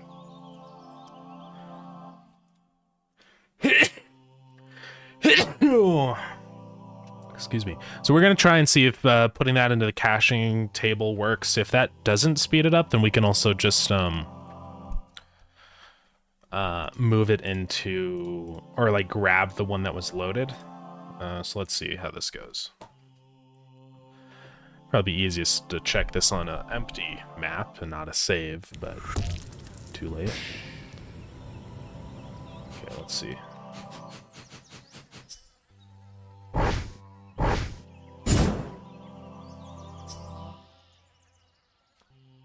So, this should be the player. It's still really slow. Player.create attack. Create attack box. So that's actually the really slow one. So maybe it's not loading in the slash? I thought it was, but it doesn't seem to be.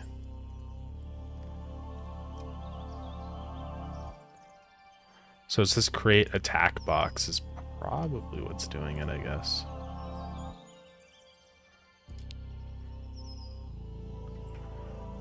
Box.scale. It's probably just also because I'm not preloading this one. Alright, so let's do that.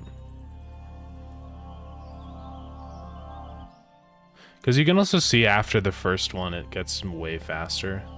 Like, I believe that this is probably... that's the thumper.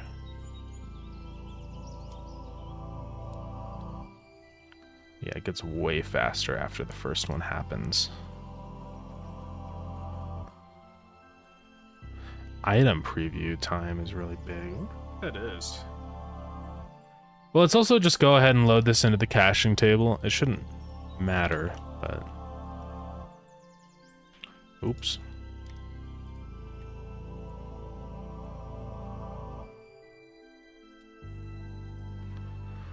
Okay, let's also just go dive into the building stuff. I'm gonna have to do it eventually. Cheese time.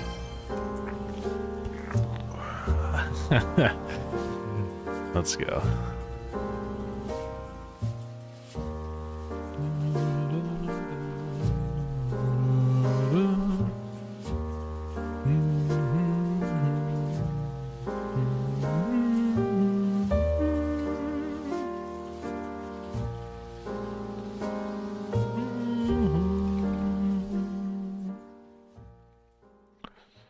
Okay. I'm going to have a new variable up in here. This is going to be the global tile map, or the current tile map. So right next to where I have current region, I'm going to have our current tile map. So that'll kind of just help with these cases where it changes. So let's go do that. So current tile map is gonna be inside a world. The level. It's gonna be inside of. So we're just gonna set it to be terrain. So on how we actually do this, it's not super straightforward. Because I have to like know that these things exist here. I wonder how I'm gonna do this. Let's see here. How do I want to do this? Basically, whenever a player enters a new scene, they have to set the new thing to it. I guess we can actually just do it in change region. In region changed. Or set region. Yeah, that'll work. And then in here, we get our current region. Yeah. So I'm going to say if region ID is equal to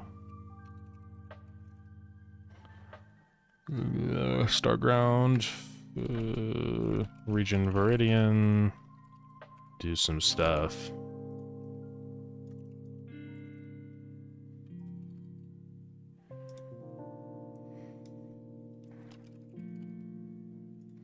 Then we're going to say global dot current tile map is equal to, right? So we're going to get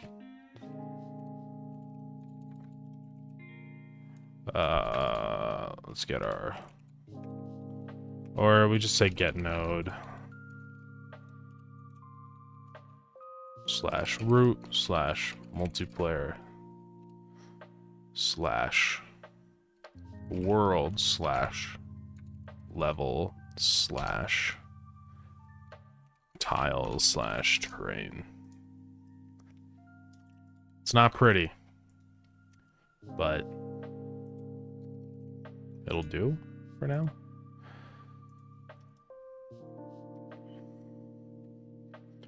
So set region should happen immediately, hopefully. Well, let's do this in the world generator after we create the tile map and instantiate the level. Actually, I think we'd do this in multiplayer or something. Let's go find where level... Oh, we do it in create world. Well, now I'm also going to say global.current tile map is that.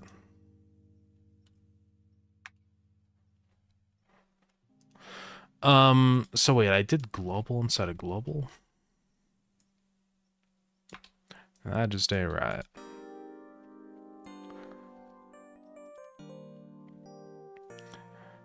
Okay, so now we can go back into our build preview. And we can set our stuff. So for building, we have this tile map stuff set here, tile map reference, but I'm just going to change all those tile map reference. Anywhere in here where we do that, I'm going to set it now to... well, let's just do it the smart way. Do global.current tile map. So replace it there, place it there, place it there, replace it there. Is that the only place I'm getting the tile map? It doesn't seem right, but...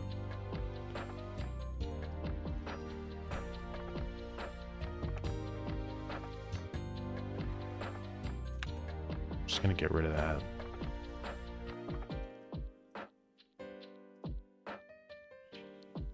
There's gotta be other spots where I'm checking the tiles. We'll find where that is. Well, maybe it's only in that one spot, actually.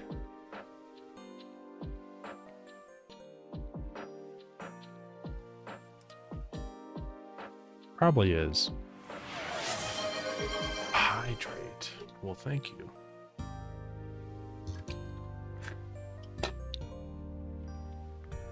Alright, let's try this out. Hopefully we should be able to build in the other world now.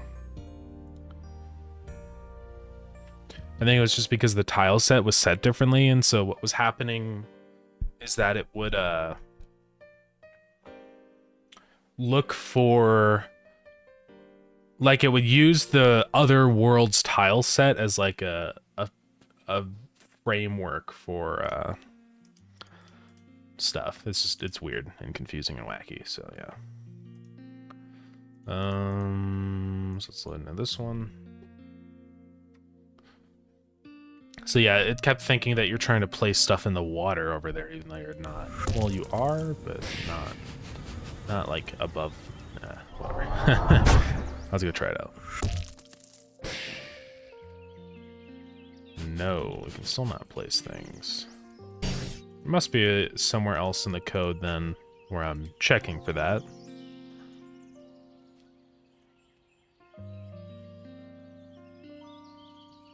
Let's check something that can go in the water. So, for example, the water pump.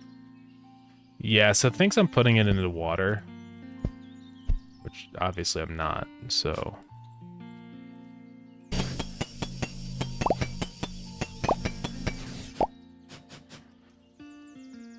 So, where is that issue happening? My goodness.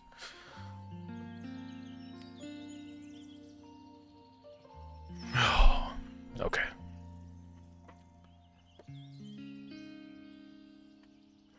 It's probably because of how I define the terrain in here. Something that this does have, or that it checks, like this has land and water. And I paint that on the terrain. So that's probably what's missing from over here. This looks hard. It's definitely not easy, yeah. So that's a terrain set. Let's add a terrain set. I do have land and water. I guess I just haven't painted it. Yeah.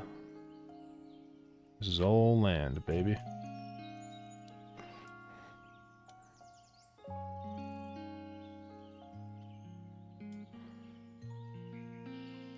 Hopefully that does it. Don't know if it will. Man, what is we gotta find in the script where it's not working. Okay, so it's probably gonna be in our... Let's check through our physics process. So it's none of that stuff. Can rotate, blah, blah, blah, blah.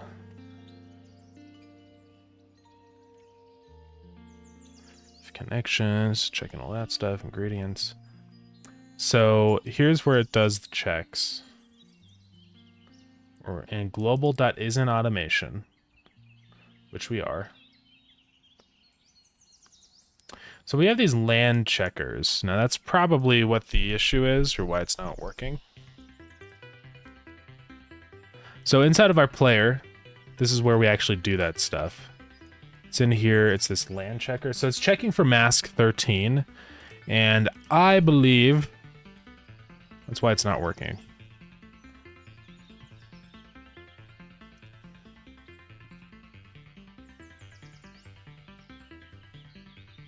So let's just go to our tile set. We're gonna paint in physics layer. Physics layer 1. Paint it in. Now hopefully we should be good. Yes. We can build stuff here now. Also, yeah, I had to fix the farm plot. That's actually an issue that someone brought up on Steam. So I must have missed the yeah, the path to the inventory here. That's what it is.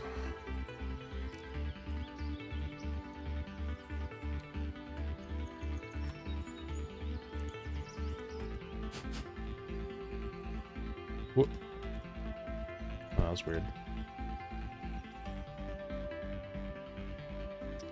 Did it do the same? Nah, I probably just didn't load it in, because I'm probably preloading it. Let's just do that. I can't. Okay. But I can do that. Then I put it in. Did I hit past it for my dumb code? Yeah. I mean, I don't hate my past self for the code. It's just, it is what it is. If I didn't do the past code, then it wouldn't exist, so... It's okay. It's not that bad.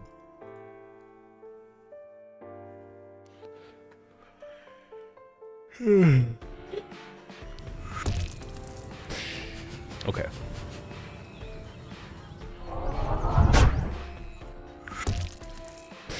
We're just gonna make sure everything can be planted down here and all that business.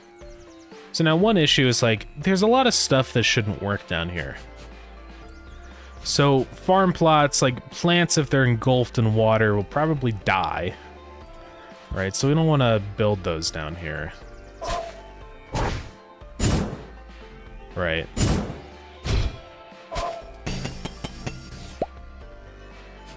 So we're gonna have to have some conditional logic for all this stuff. Also, stuff like a computer, if you put it underwater, it's gonna explode.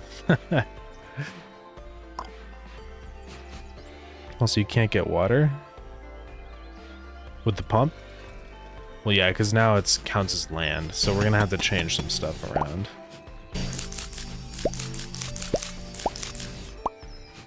I need to have another variable in buildings that marks it as, like, cannot handle water.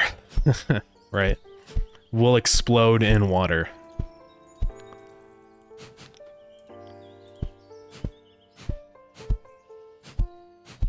And then if it's placed down in water, it'll just start to break. Yeah, waterproof pool, yeah.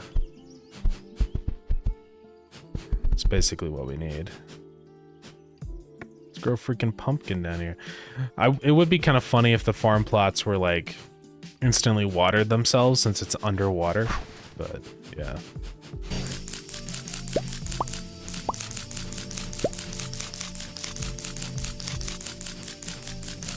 I'll probably have some plants actually grow underwater, like thrive underwater. Speed drones are waterproof? Probably not. I'm probably gonna implement a different system for mining, maybe. I mean, maybe they're waterproof, but I have to also, like, how do we transfer items underwater? That's part of it too. Because conveyors, I don't think would work very well underwater. I think they would get all rusty and die. So I think we need some kind of like waterproof conveyor, right? But I don't know. Yeah, pipes. Maybe.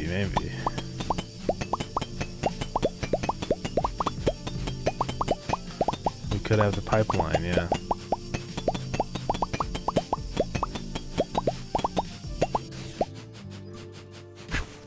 We need to beware of it, yeah. Yeah, pipes, I mean, is one option. I guess movers will, like, be compatible with pipes so that we don't have to redo our mover code. Because I don't really want to. Now, my only issue with that, here's my gripe, okay, is that, yeah, we could add pipes, but conveyors are literally pipes, and I don't want to add things, like redundant things, right? Which has always been kind of one of my pillars of adding things, is like I want everything I add to have a use. Or like to minimize the number of things that are just kind of unnecessary, I guess is my point. Right? Because pipes will, if they do the same exact thing as conveyors, then it might feel a little like, why do they exist, you know? So I don't know.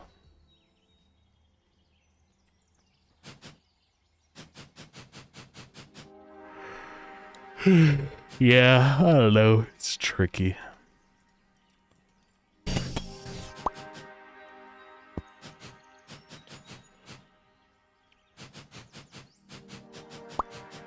Maybe it's just like a research or something that like lets conveyors be placed underwater, right?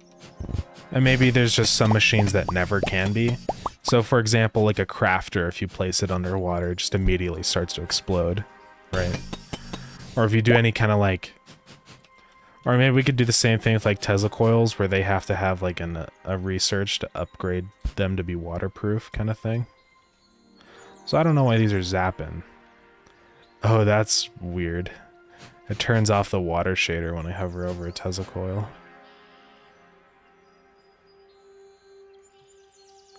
I guess it's because it's just at the... Oh, weird. It's not a major issue, but it's pretty wacky. So I wish I didn't see it, but yeah. It looked like, my mining? How did I even do that? My mining lasers was invisible in the zone. I mean, it doesn't matter because it won't be like possible to do, but...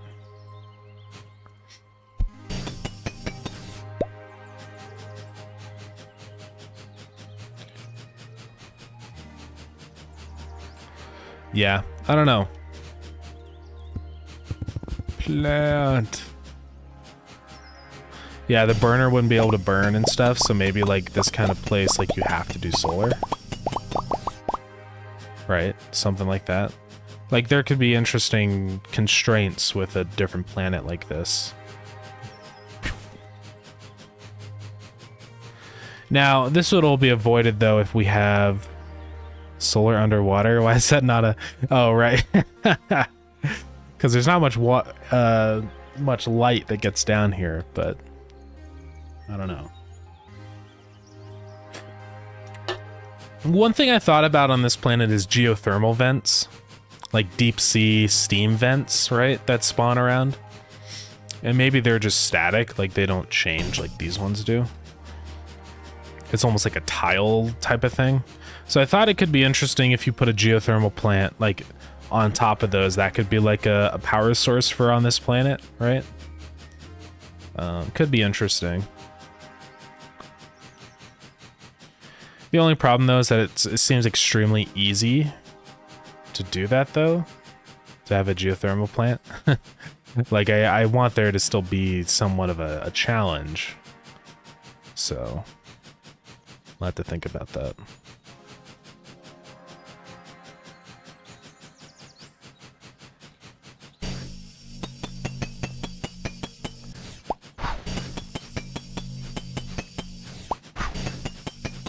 I don't know. A lot of questions, not a whole lot of answers. Nuclear? Yeah, nuclear could be the way then. It would be interesting because if you put a nuclear plant down and it's already underwater, you don't have to pipe in water. But maybe it could be a thing that like you have to purify the water of its minerals and stuff, because I know in the real world, nuclear water that they use for cooling rods and for steam production and stuff has to be extremely clean. Right? Because if there's any minerals or anything inside of the water, it'll deposit inside of the pipes and just ruin the whole reactor. So, maybe that's part of the process that people have to do, is they have to use an extractor machine, whatever that might look like, and that filters out the minerals in the water and gives you purified water, you know? I know a lot about nuclear energy.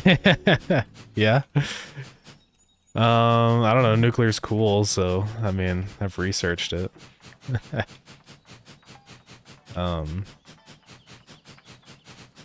But yeah.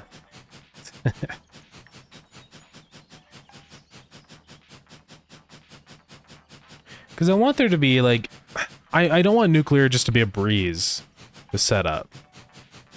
Like, I don't want it to be extremely hard, but I want it to, like, I don't know. I want, the game has to get harder. I think, if I don't give people a challenge for the next zone, right, then it's not going to be fun.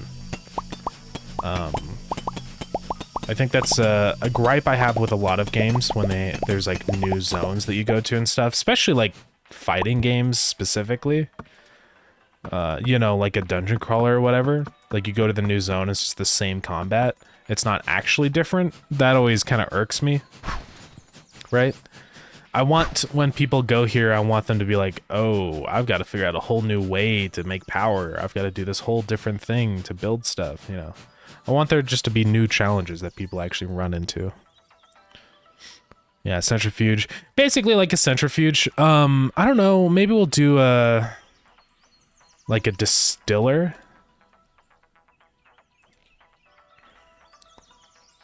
Right, because that's essentially what we're doing. We're evaporating the water and purifying it.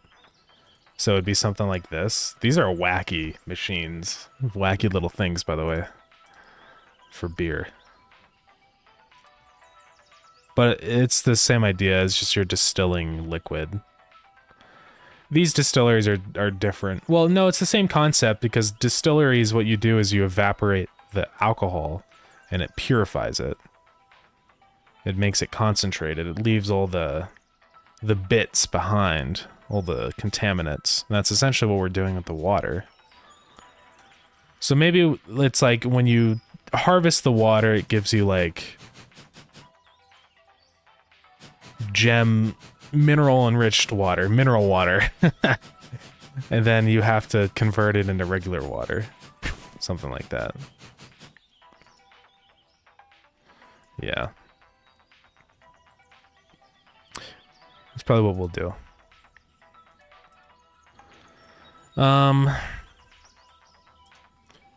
See, I guess what is the machine gonna be? Because, I mean, I like the idea of a centrifuge. but I don't think that it would remove minerals from water. Maybe it would? Purify water. They're central or vital tools for purifying large amounts of water. Okay. So I guess you can. Yeah, like, I mean, the minerals and stuff will fall out of the water. See, this is what I'm wondering.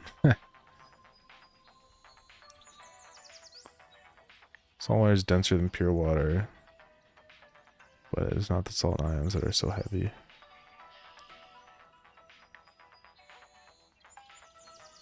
So water is a solution of salt in water, but is homogeneous. So there's no one part of the salt water is heavier than the rest. Okay. Interesting.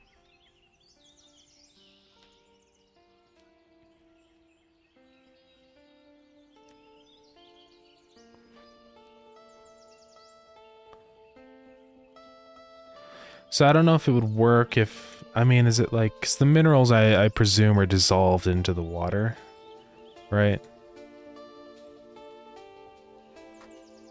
So I don't know if you could just spin it really fast. It would work for stuff that doesn't dissolve into the water. For example, dirt, sticks, bugs, all the random stuff that doesn't dissolve, but it wouldn't work for like a, yeah, for like salt or like a rock dissolving into the water, I would imagine. Because otherwise we'd be using this. But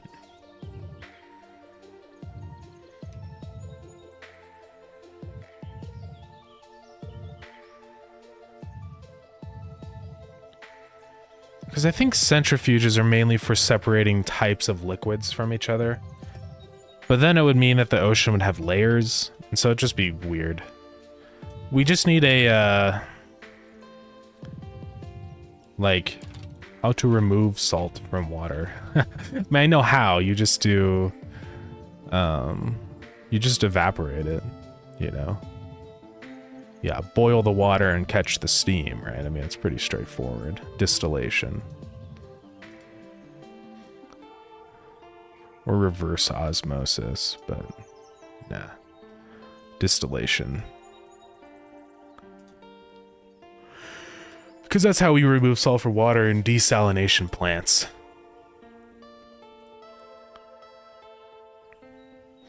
We're not necessarily removing salt in this case, but it's the same concept. Salt's a mineral, so.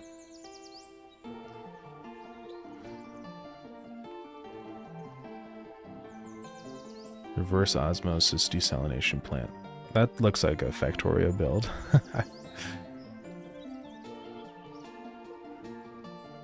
So let's look at how they work. Technologies. So there actually is two types. There's distillation, but there's also just reverse osmosis. I guess I need to figure out what this is. A semi-permeable membrane. Applies pressure to overcome osmotic pressure. Okay. So you can remove suspended chemicals and stuff. Bacteria, but also like salt.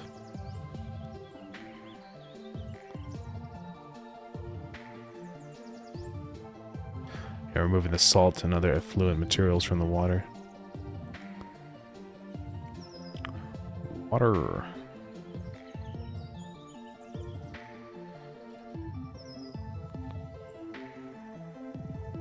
These things are crazy, dude.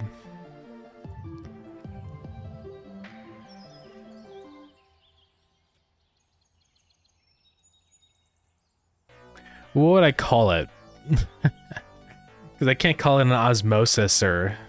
I always call everything So like refiner or crafter. All the machines and stuff, but I can't call it osmosis or... So what do I call it?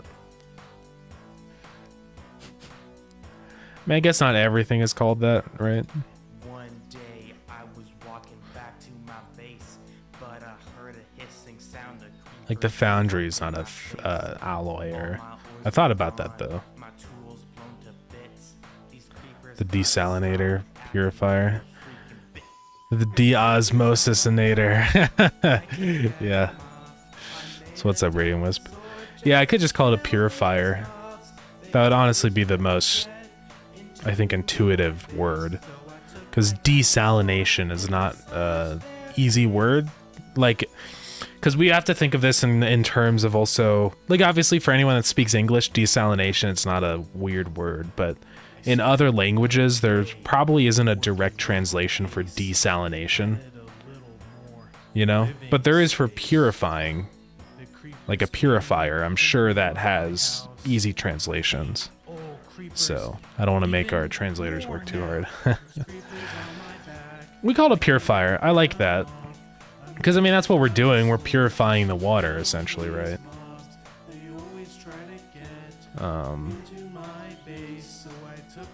So now we have to, what does a purifier look like? I want a liquid purifier. What is this? I think I found something I'm not supposed to. I don't know. This is drugs? They're vapes. Do you purify your vapes? I don't know. I don't know what's going on. So what do we want a purifier to look like? I do like the idea of it like being a spinning thing, which we could do. Right? Because maybe it's like, in order to purify it, we use centrifugal force to pass it through the membrane through reverse osmosis. I wonder if that's how they do it. How do they do it?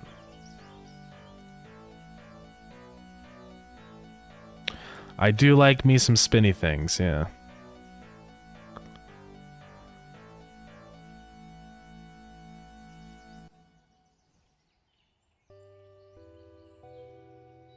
Disc tube. Spiral wound module with RO membrane.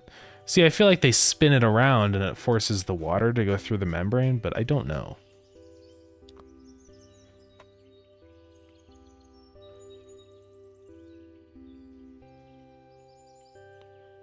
Mineral water.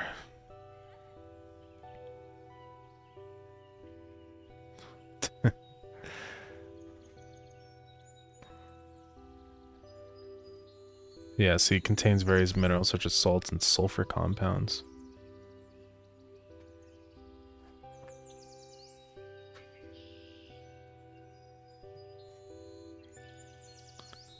Military. Okay. Let's, yeah, I love my mineral water. Let's design a machine for this. I'll probably make it a 3x3, so we'll do 48x48. So the whole idea of this machine, just so that we're all on the same page, water goes into the machine. Right, here's the machine. And then what comes out is going to be two things. Right, so it's like we're going to have a byproduct.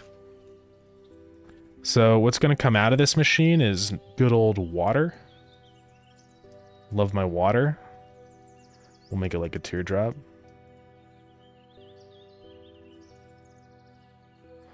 And then we also have our gems, our minerals. Right. So that's what's going to come out of this machine. So it's going to be a balancing act between keeping a supply of minerals and of water. So people kind of have to like decide which one needs to be emptied out. So it'll be interesting. Because yeah, if you want to keep it constantly running, one of these is going to fill up, so you have to like put it in the shredder to get rid of it. Right. So yeah.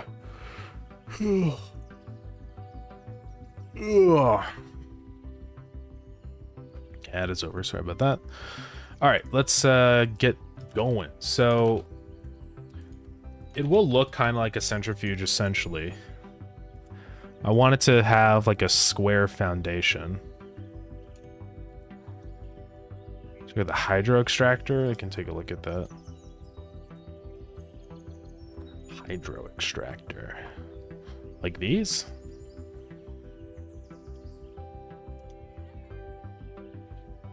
Yeah, like this is what I'm thinking, right? This is like the exact thing in my head of like a big spinny like column thing. So hey, Setelex, thank you so much for the raid. What's up? Welcome in, everybody. Let me give you a shout out. Well, hello. Welcome, everybody. We're currently looking at hydro extractors. So, we've been working on the new planet in Starground. So thank you for the follow. I appreciate it. We have the new nodes in here, the new resources. So we're currently working on a way to process the liquid in this ocean into usable materials.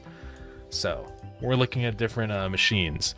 There's this thing called a hydro extractor. I don't know exactly what it is. So thank you for the cheese knife. I believe it extracts water. So this might be good. Yeah, basically like desalination, kind of. Yeah, welcome in. What were you up to today on your stream? Yeah, what is this thing? What does it do? Gonna try to new updates. Just need some time. Sorry, Dragon Age Z on my spare time. No, don't worry about it. Yeah, wait for the next update. It should be up for Christmas time. So yeah, it'll add a whole bunch of new things. Should be fun. Computer had a meltdown nearly, but I survived. Hope you're doing well. I had a wonderful time actually getting quest objects to be marked / registered properly in my custom editor system. Oh, nice. My computer has a lot of near-death experiences also. I'll load up something or I click the X too many times and then everything stops. Usually what causes it is like File Explorer, I think. Sometimes what'll happen is like I open File Explorer and it just doesn't open. It's not happening right now. And then I click it like 1,000 times and I know it's, I mean, I know better, but I just, tired of waiting, you know? Like that high CPU users lifestyle, yeah. I probably am also. It's pretty high. It's not super high right now, actually. Lower than I would expect for streaming, but... Man, I use a lot of RAM though. That's why I have 64 gigs and I still run out all the time. It's stupid. Yeah. One of these days I'll have to upgrade to 128, but I think before I do that I'd get a new CPU. I've got the 39XT. It's good. I mean, I've never had any like big issues with it, but over time it's gotten a little slower. So there's some things that it struggles a tiny bit with. So yeah, I'm looking at the I know that 90 was it the 9800 X3D came out, you know? I'm taking a look. I'm researching. I probably won't get that. I'll probably wait for the next gen, but you know, someday. But yeah. There's a page file you can occasionally clear out. Yeah, I might do that. I mean, it hasn't been doing it recently, actually, for some reason, so I think we're okay, I guess. We're so fun to consider and so painful to acquire. Yeah, that is the problem.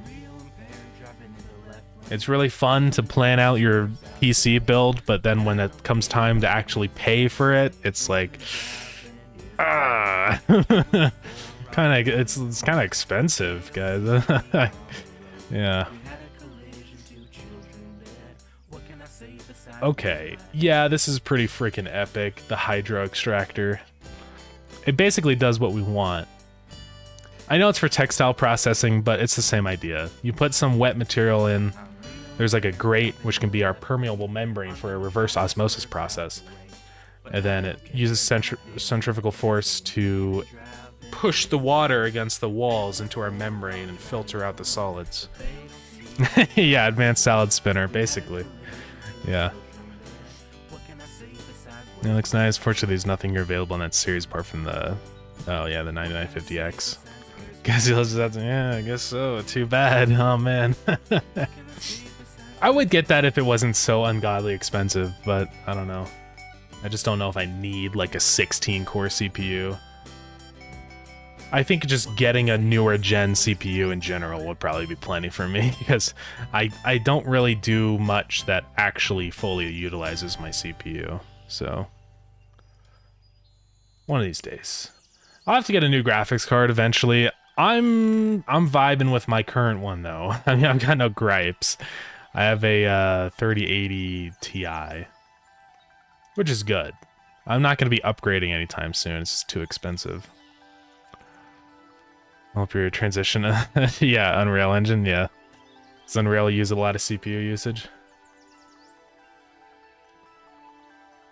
I've messed with Unreal like a tiny bit, but yeah, not enough to cause CPU issues though.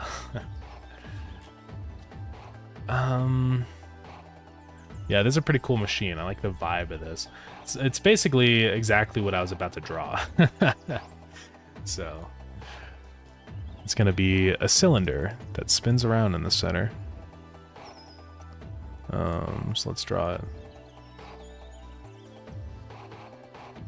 And I want it to be kind of a wide cylinder, you know. That was my plan from the beginning. Now, looks like the top, let's see.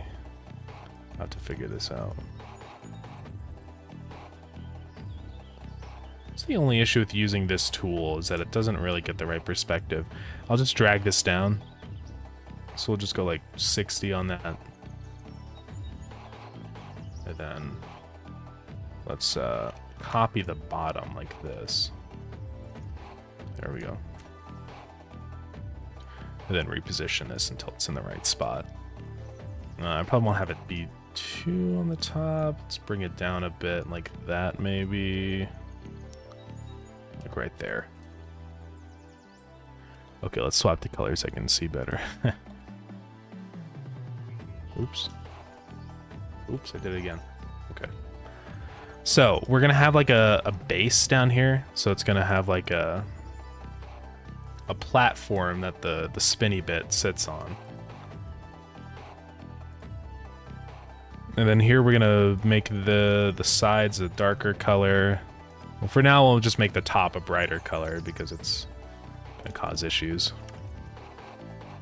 Here's a quick little way to make it a cylinder. Just like so. Boom, we have a cylinder, guys. It's insane. God, if I could, even if I did need it, I'd buy the best just to not have to buy another for a long while. Yeah. That day always comes, though, when you have to buy another one. So even if you get, like, the coolest, best PC ever, it's always temporary, unfortunately. Yeah. Since I said it before, how if I'm watching a Twitch video and start playing the end of their video will freeze but the audio carries on. Oh, yeah. That's weird, yeah. Huh. Yeah, Twitch has got some wacky things. There's all sorts of weird stuff that happens to me too. Somehow Twitch sometimes will actually, like, you know how like Chrome has the thing where it like deactivates tabs? I don't know how, but Twitch will just reactivate again. I don't know what's going on with that. It gets really annoying though, because I'll have stuff that's been deactivated for days, and then randomly I'm using my computer and then someone's stream is on in the background. I'm like, what? Why? It's kind of annoying. But yeah. So this has like a top. I kind of like the look of that. So that would be like the spot that you put the goodies in. Let's go like that. Don't want it to be so big. Rather have it be smaller than too big. There we go. And then we can kind of build stuff up around that.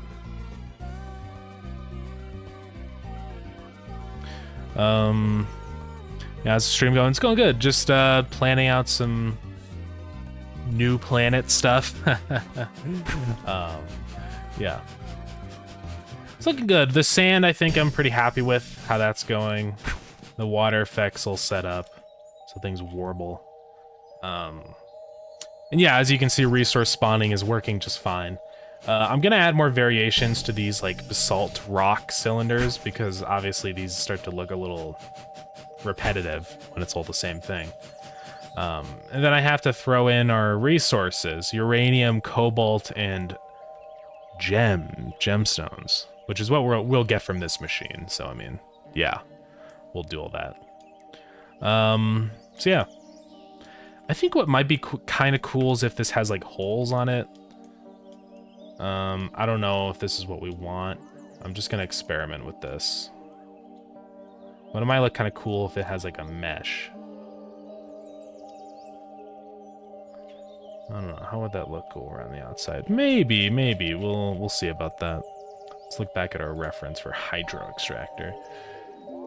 It's a weird machine. I've never seen one before, but I didn't even really know they exist either.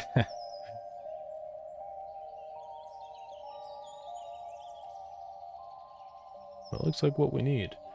So it has like a big motor on the side. It's probably what we'll add to ours.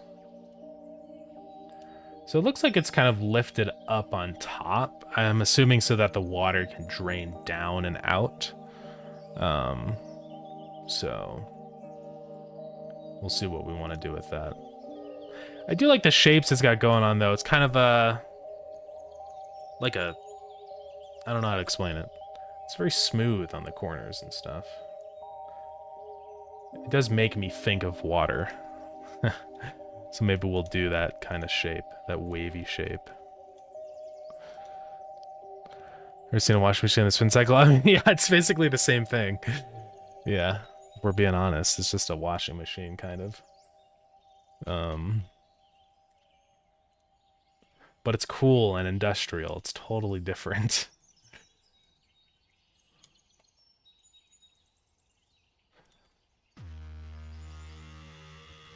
So this outer cylinder will spin around.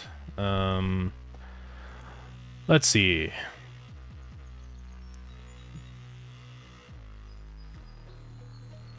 Yeah. Well, let's just work on this foundation bit a little bit. I kind of want there to be like some... How do I explain it? Bits that extend up, kind of like this. Now, I might also change the outer color of this to blue, because I like the idea of the water thing being blue. Right? Now, it looks like I've... Okay, I'll probably keep this part of it separate. Let's do that. And then move this back in. Bam. Didn't work. What am I doing? Wrong color. There we go. So if we had this like that, and we did that, so we could have these like arms that kind of sit up. I don't know if this is what we want, but we'll experiment, try some shapes. It's really what pixel art stuff is all about. It's just throw down some pixels and then try stuff. If I don't like it, I can always change it later.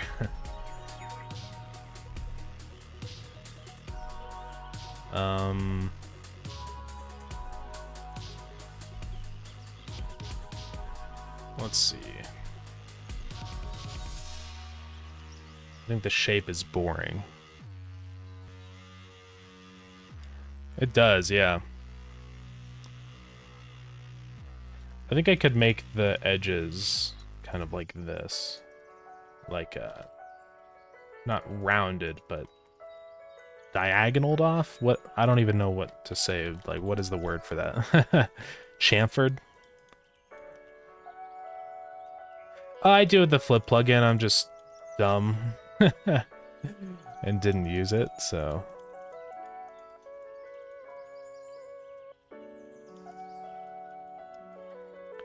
I feel like this needs some pipes, you know what I mean?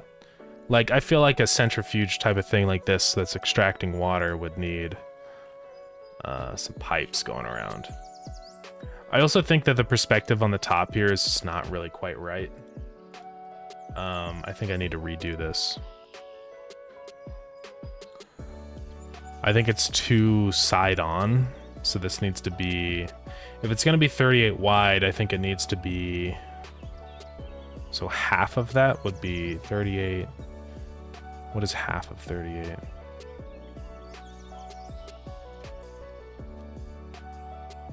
Let's see, how would I want this to be?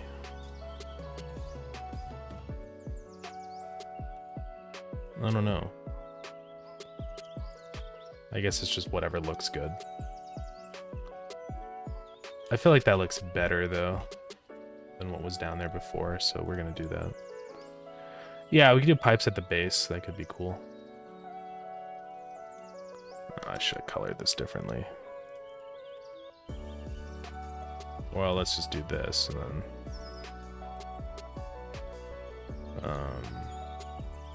that one will be a brighter color. Push it down onto that one. And now we're good.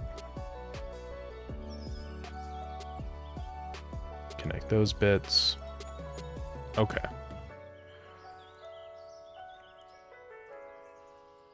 Get the center circle thing.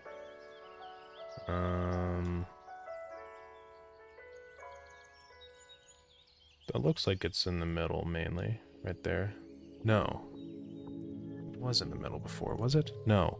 It's a little weird. Okay, that's in the middle, though. So that's... what is going on? This happens sometimes with the shape tool that I use, is like the circles won't be right. It doesn't usually ever happen, but sometimes. Okay. And then I wanted that, like, dome cap that sits on here. Obviously, I can't just leave it open because things will... other water from the ocean will go inside and cause issues, but at least we can make it look kind of like this. So we're going to kind of make the bottom thicker. It does, it does. I'm not going to deny it.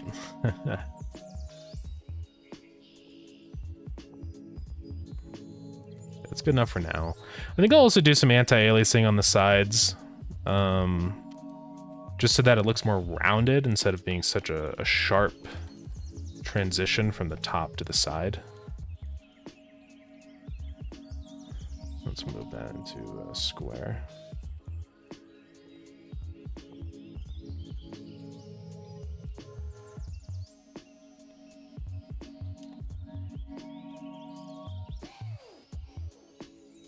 So let's do that. I need an in-between color here. A little darker, a little more blue, a little darker. Yeah, that'll do. Yeah, that was a beautiful poem, guys. A little darker, a little more blue, that'll do.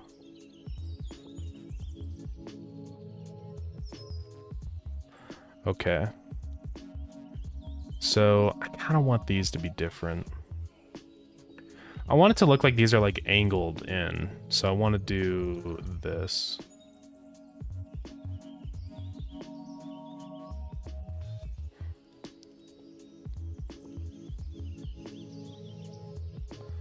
And let's see, I don't actually have that color. There we go. Then I have to move that down. Because it looks weird. Let's move it right there. So, flip tool. Let's give that a try. Adjustments, flip tools. Where is it? I know I have it. Oh, flip horizontal. Is there like a keybind for it? No, you have to just go through the menus. I know, guys. Paint.net is not ideal for pixel art.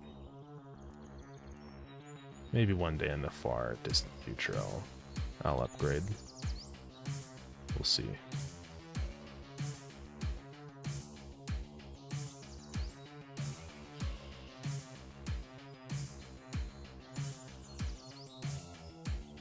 I want there to be some bolts in here.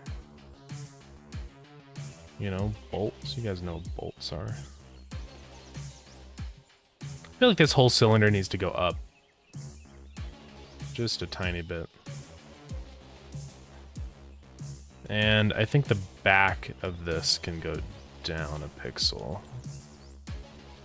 So we're kind of getting there. We're obviously not there yet. I want like pipes, like I said before. Now we could have like a pipe that goes up to the center. I kind of like the idea of that. So let's see if we can draw that. Like the pipe starts here.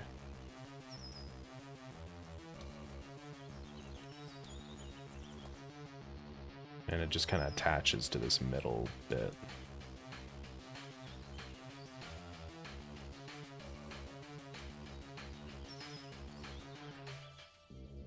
We're going to have to work on the perspective of this, because this pipe is actually going to be going at a diagonal, right? So it'll be a little different than the usual.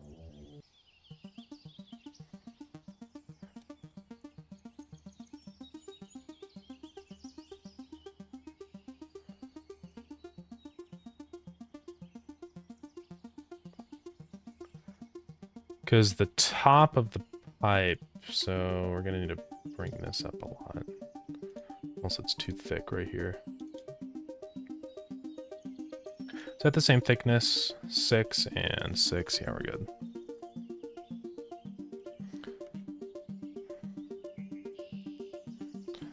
So let's just color where the pipes are.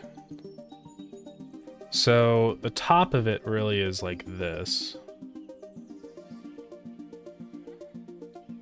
But it also kind of like, let's see, this side view will need more thickness.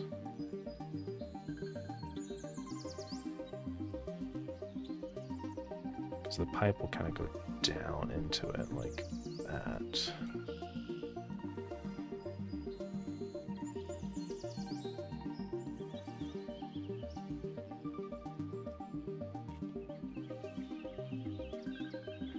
I believe that's sort of how it would look, and then at the bottom it would be rounded, of course.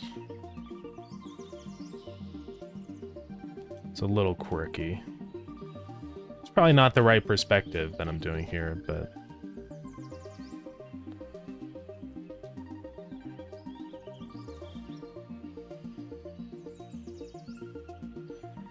it is hard to do pipes like this, at a weird diagonal.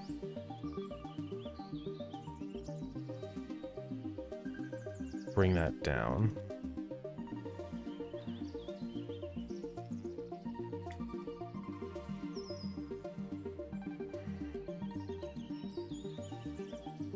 Maybe it's okay. Let's see here.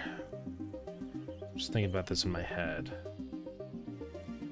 I mean, it wouldn't really have this here if we're just shading the top, you know?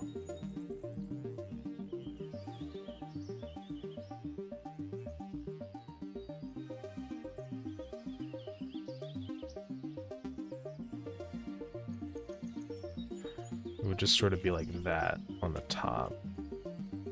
But then these like pipe ridges is where we can do it.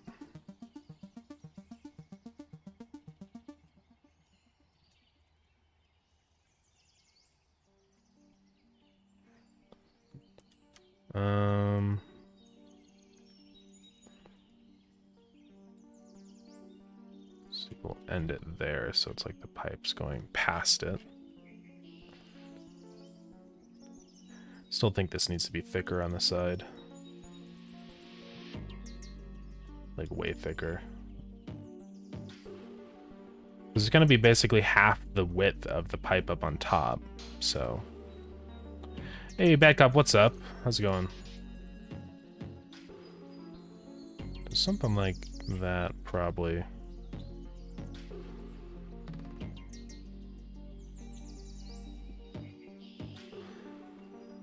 Yeah, perspective is hard with this pipe, but I think it looks okay.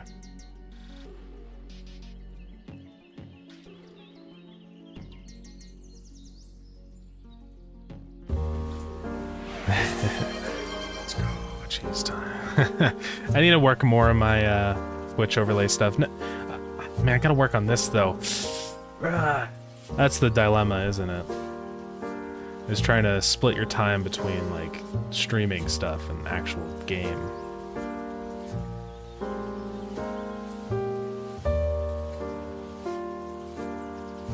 Yeah. It's hard. Because I want to get like my Spotify and stuff linked to my stream overlay stuff so that, like, for example, when someone activates cheese time, it stops Spotify and stuff like that. But yeah, it's just hard to find the time.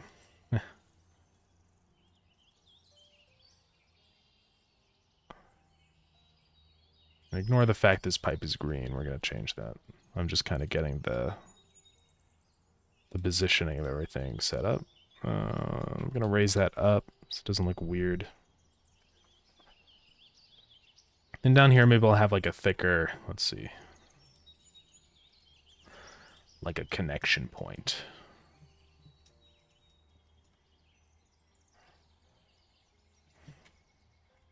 Yeah. I do like the pipe. I think it helps. yeah, Mario's gonna jump in there. Let's change it to the true colors.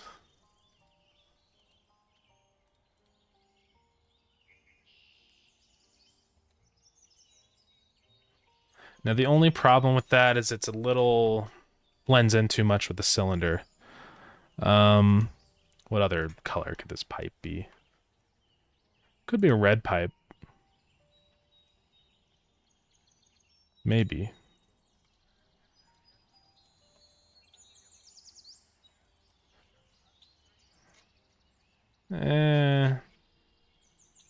I don't like the contrast, I think. I don't know. Maybe green pipe is the way to go. Maybe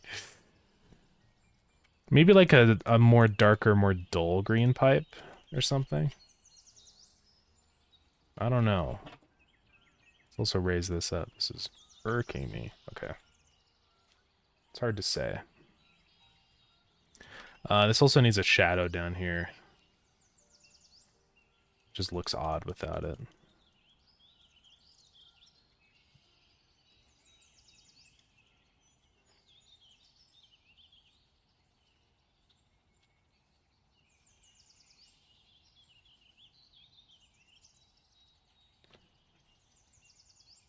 Yeah, copper could also work. I like the copper vibe. We could take a look at copper.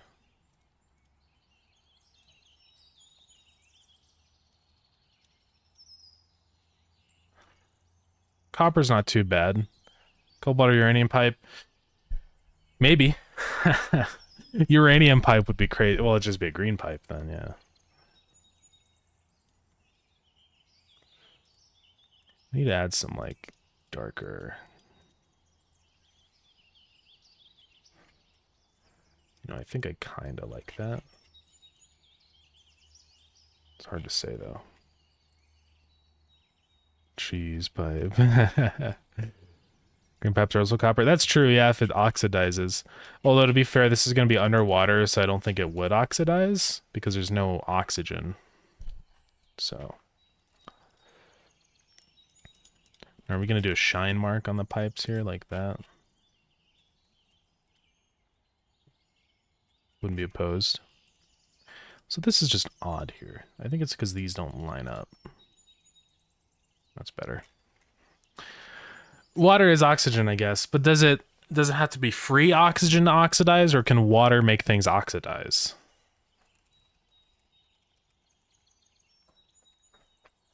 Copper does not react with water. So, yeah, it's not going to oxidize. Otherwise, all our pipes would, like, be oxidized, but they're not. Right? I don't know. The real questions. Generally do not react, since copper is less reactive than hydrogen. Yeah, because that's what I thought. It's like the hydrogen is bonded to the oxygen, and so water is less less reactive than pure oxygen would be, I would think. For oxidation, at least. Yeah. I don't know. I'm not a chemist. I don't know anything.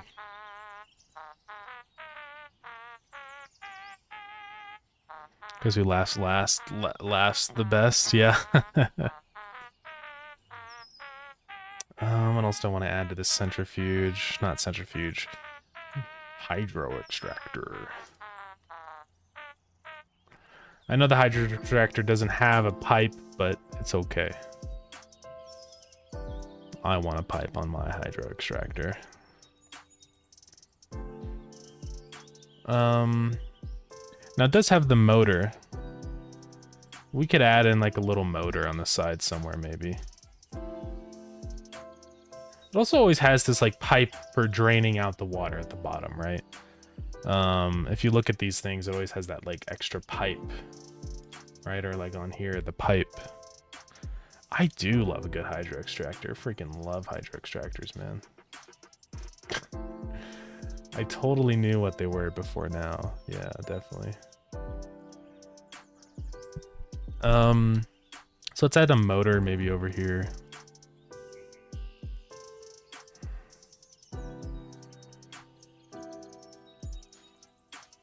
Now I do have rotors and Starground, so you know we can use that in the crafting recipe.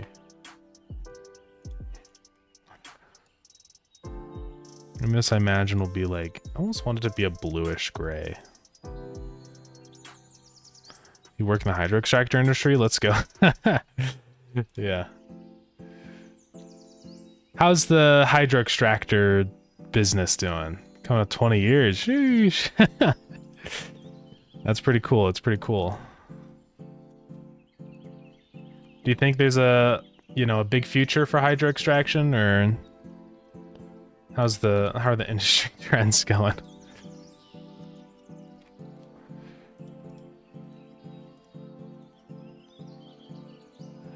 Let's see, I'm gonna grab the dark copper color.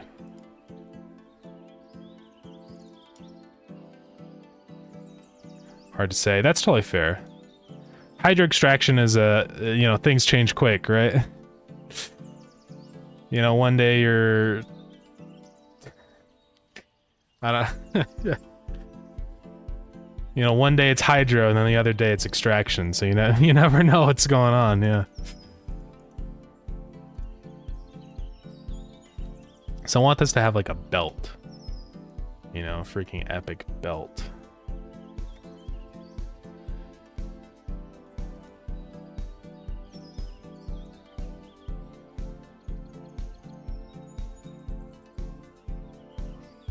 Yeah, we could do some lights too.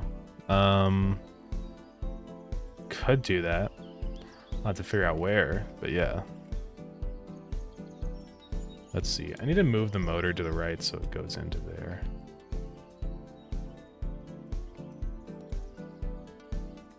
And then maybe this corner will just be angled because it has the motor mounted. Like it'll be sharp. Yeah. Let's put the motor above. I could have a, I can't really because it's all merges, you know, that's the issue. Let's add some little brackets though.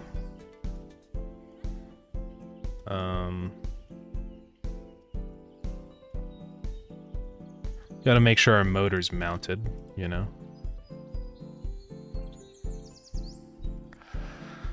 First, I'm worried we will run out of hydro to extract. Yeah, that's totally fair. I mean, I've read it in the news and stuff about how the hydro supply is at an all-time low, so I would also be worried in your shoes, yeah.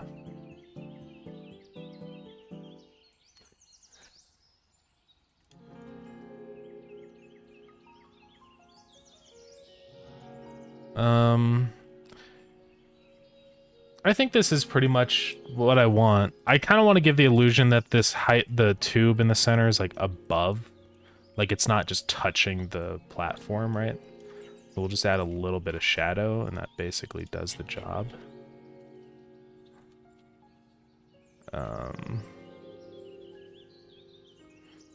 Yeah.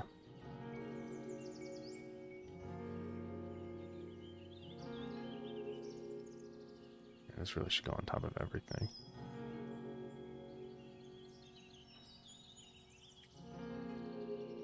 I don't typically do like a lot of shadows like this, but I kind of like the vibe, I gotta be honest. Gives it more of a complete detailed look, I would say. So if we're actually rotating this cylinder, luckily it's all in separate pieces, so it shouldn't be too bad, hopefully. It'd be cool if I did like an animation of like the fluid bulging the pipe out and like going into the thing, you know what I mean? Yeah, you know what I mean. Now the only other thing is like a pipe extraction. So maybe we'll just do that right here as like the output. So let's work on that.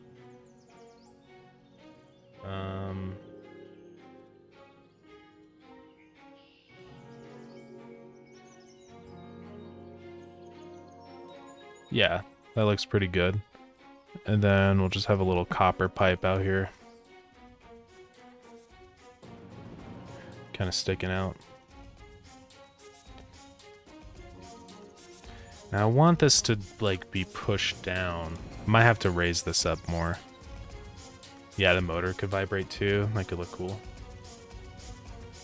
Oh, I need to do it on this layer.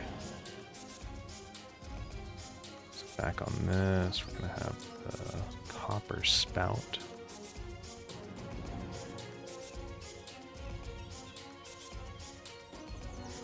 And then the deep dark of the copper pipe. Hey, Luke Wolf Games, thank you so much for the raid. Welcome in. I'll give you a shout out. How's it going? Welcome into the stream. Real interesting market to watch is the hydro injectors. Yeah. Great, yeah, I'm doing good. I'm just drawing some sprites for Starground. Oh, we are? Awesome, yeah. Let me give you a follow, so that if you're live, I can raid you next time. There you go. Yeah, welcome in. What were you up to today on your stream? So thank you for the follow. I appreciate it.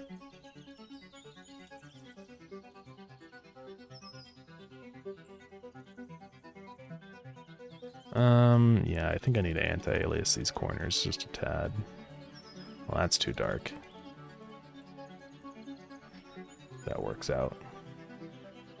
Actually, I could anti-alias it with brown. Maybe. I don't know, something like that's okay, I think. Creating a Fortnite map for Steve Perez. I don't know who that is, but it's familiar. Is he like a... Yeah. YouTuber? That's pretty epic. Yeah. Let's make the map. I'm just coding some features for it. Oh, okay, nice. That's awesome. Already got big YouTuber collabs going. Yeah, it's just the indie game dev team. I think you're in that Bad Cup, right? Yeah.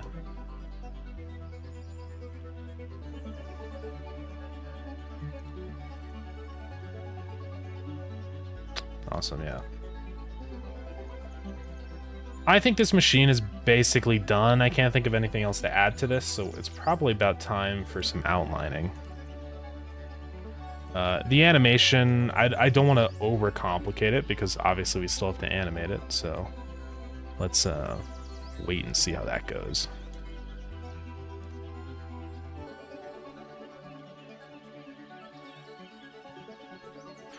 We could add lights, but then we'll... I mean, I guess I could animate the lights. It's not something I'm going to do with code, but yeah.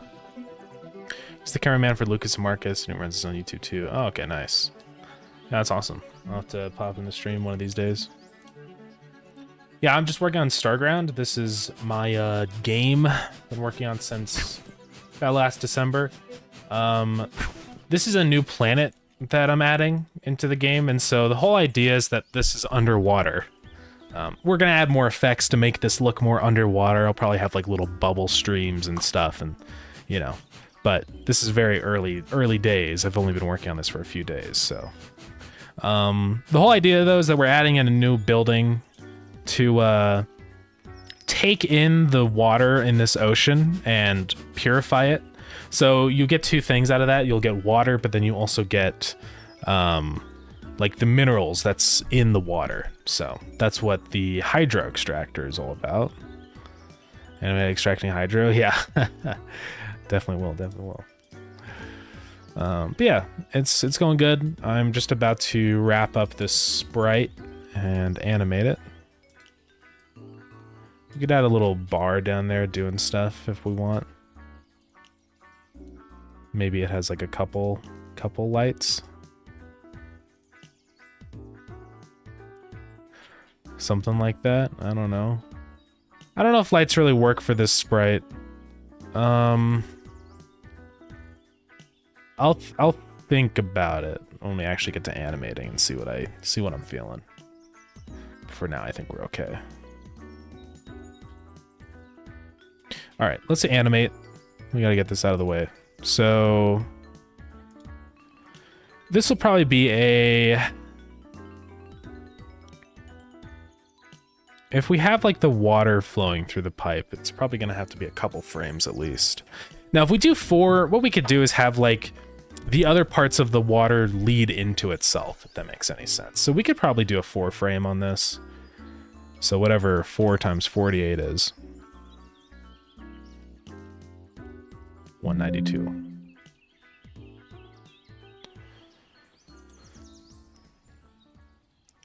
Thanks for following. Lurk here for a while. Got some things to do. Have a good stream. Sounds good. Yeah, thank you so much for the raid. I really appreciate it. And yeah. Let's see. I guess I better copy this over in separate parts because it'll get complicated if I don't. Every day I wake up fine, Copy the outline. Is that a... Yeah, it's a separate thing. but then these thoughts start to cloud up my mind. Yeah, it gets complicated to animate stuff with all these bits and bobs all over, but it'll look really good once it's done, I'm sure. Let's delete some of these other layers or maybe merge some of these. Like the pipe and motor can actually just be one layer, I think.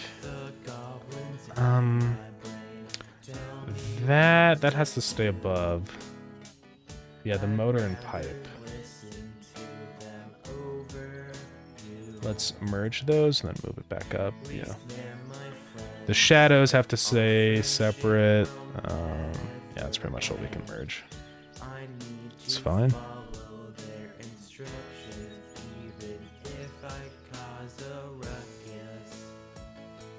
Okay. Now we gotta copy over our cylinder 1,000 times. It's probably an easier way to do this that I'm just not aware of, but you know, guys, I'm a noob at paint.net. I don't know what's going on.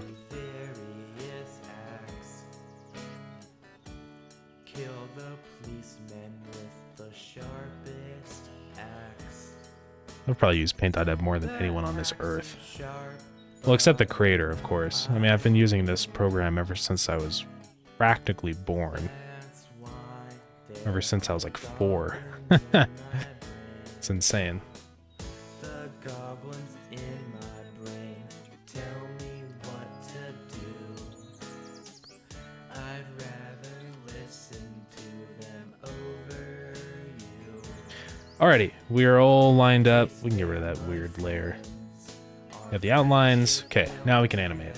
So first things first, we're gonna make the pipes bulge out. Deep chip lore, yeah. Actually, one thing I'm gonna do super quick is save this as the regular one that's not animated. So we're just gonna call this... Are we calling this a hydro extractor? Like, before we were gonna call it the purifier. But now I don't know.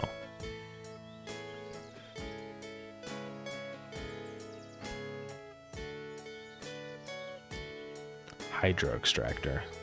What do you guys think? We can call it the purifier or a hydro extractor and just call it what it actually is. I mean, Any thoughts on that? Hydro extractor is a cool name, but also I don't know if it's super easy to translate. So I don't know. Yeah, I think this is used for like clearing water out of fabric and stuff and yarn, but it's fine. Shouldn't be too bad, yeah.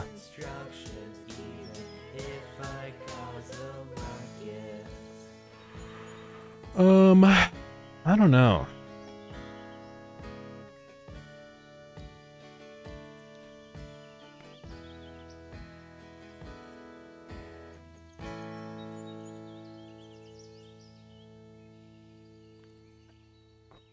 I don't know.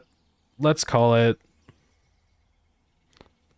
the purifier for nuclear stuff. We could also use this machine for nuclear stuff, for processing ores. Probably. I'll just call it the purifier. Right? Because I could see this being used for other purification processes other than just water. And so I want it to be like a generic name. Okay. So now we can animate. So let's make the pipes bulge. This might be kind of hard to do. So we've got 4 frames. Let's work on something more simple. Let's just make the cylinder rotate. Now, it's not really that easy to make it rotate without any decorations on it, right? That's the thing. Now, if we wanted to make it easier, we could just add little holes, right? No, but see, we're pretty limited on space with that. We would have to add them here like this. And then we could animate those moving across. What is going on here? Do these have this gray block here? Yeah. But I don't think I really like that, so we'll just have to do some trickery. So the other way we're gonna have to do it then is like, so this line will move back. This line moves forward. Right. And then over here, it's like we reset. So that moved forward there. So it would move there. And that was there. So let's see. It would move under here. But then at that point, we would start to like have another line emerge. So it'll look like it's kind of rotating. At least when it's at speed, you know? And same with that one. So that one starts behind the gray pixel there. So we can have one appear right there. Well, then that's only 3 frames, though. That's the issue. So I had to make it work with 4.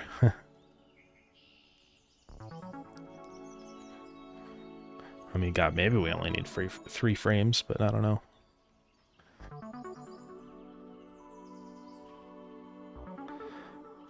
Yeah, it gets hard to animate this stuff. So that goes forward. Then in the next frame, that'll be to the left of... See, that's already in the same spot, so that doesn't work.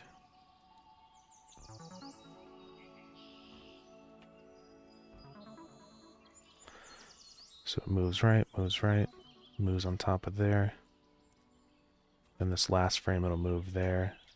Then move one behind so that it's in line for the next position. It's probably how we're going to have to do it. So here, it's there. Moves one to the right. Moves one to the right. Then it's going to move one to the right even further. But then it has the next one in line to take up the beginning spot, which was one to the right of there. So it'll be right there. Let's see how that looks. It'll probably look like it's rotating a little bit at least.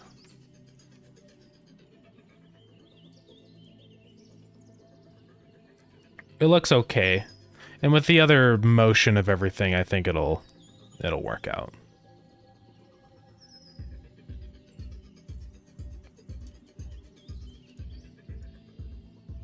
Yeah. Okay, so that's animated. I kind of also want this like middle circle thing to move up and down. So let's do that.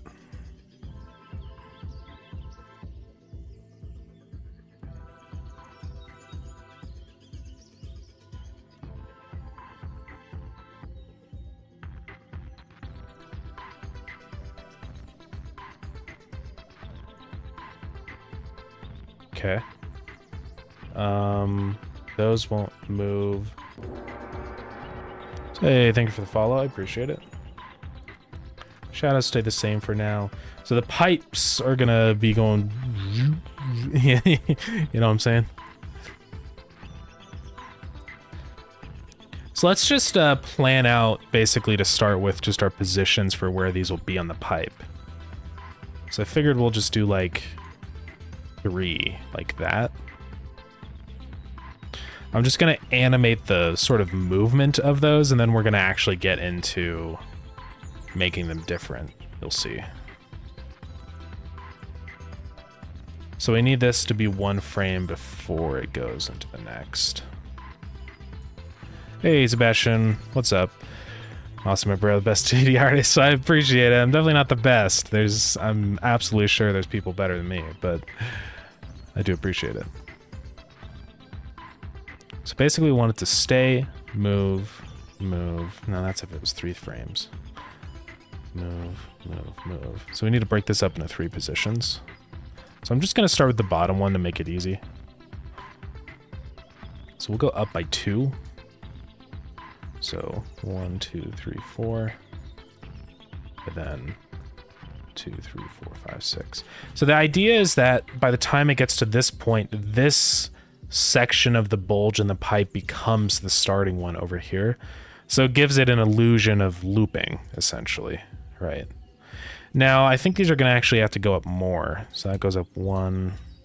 This one will go up 2 more. Then this one will go up 2, 3. And that'll probably work pretty well.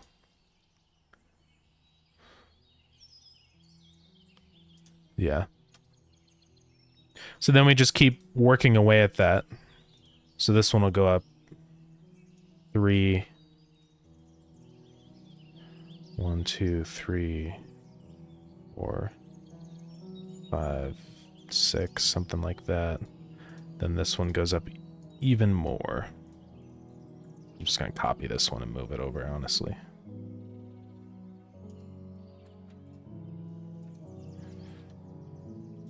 So we can start to see the movement through the pipe, right?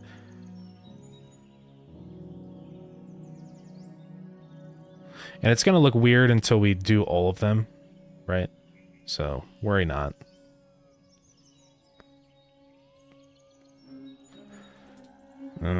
So as this one starts to come up, then the orb down here needs to also, right? So this is like the one that's back there. So this one will almost be like cut off.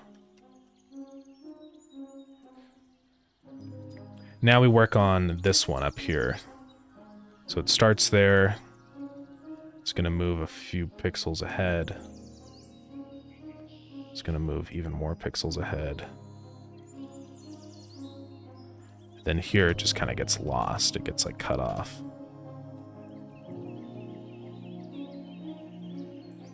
Like that. So let's see what that movement looks like. See, so that's what it looks like. It's like the fluid comes up and moves into the next one, so it looks like it's just looping, even though these are all separate things. Right, but you get the idea. I think that works pretty well. Yeah. So now I can actually animate the, like, bulging of the pipes with that. So it actually should be pretty easy to do that, because what I can do is just take where this green is on the pipe and just grab it and expand it. Hopefully. At least that's the idea. right? But like, okay, if I take this, so I have this section of the pipe, I literally just make it bigger, like that. And I think that'll actually work pretty well. It's a little janky, but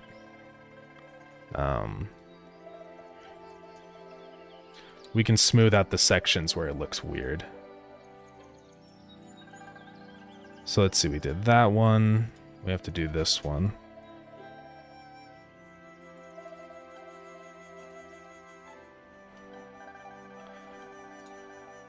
Now we do this one.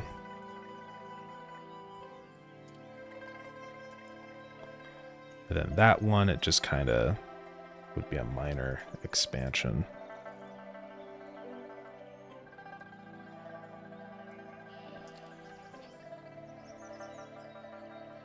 So we've done that one, that one, that one. So we did all the top ones. We still have to do these side ones. That one's done, that one's done. I don't think that one's done. No. So let's expand this one.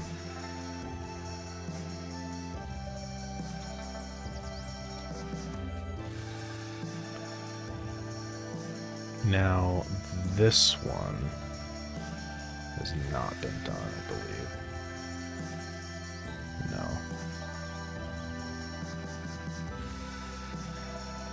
It's gonna look a little funky to begin with, right?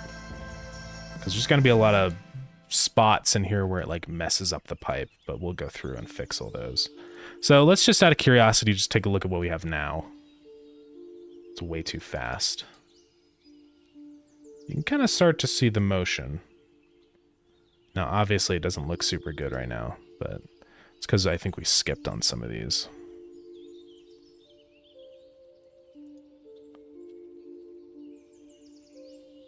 Yeah, this one didn't actually expand right here. I think that's our problem.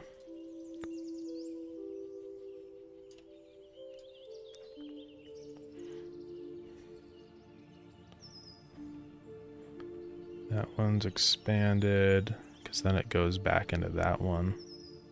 Yeah. So let's do the bottom down here.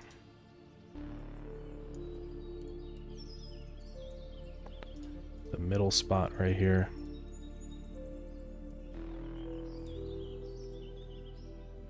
This spot right here.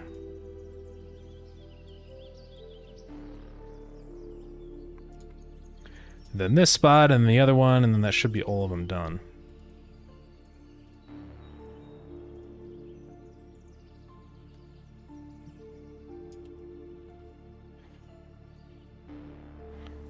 So let's take a look. It's going to be janky to begin with. It's fine.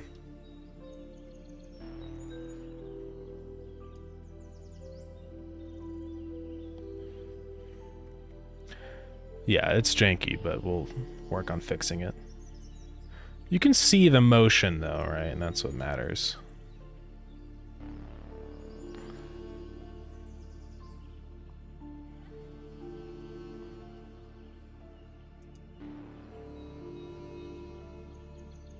So now we can just go through and kind of fix all the spots where it's a little warped.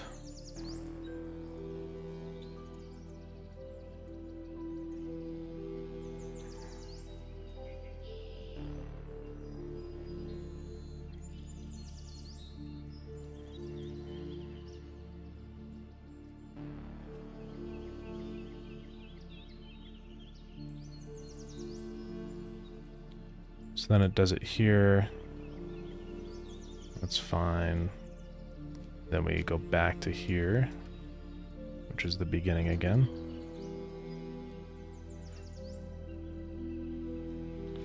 There is good. Here it's a little weird.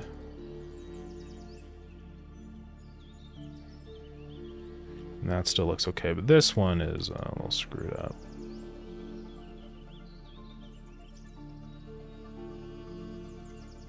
That's better.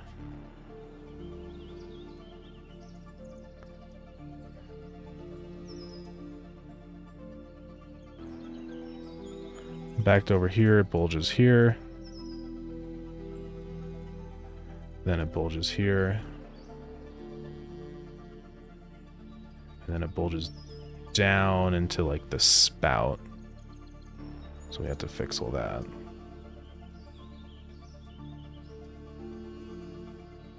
Something kind of like that.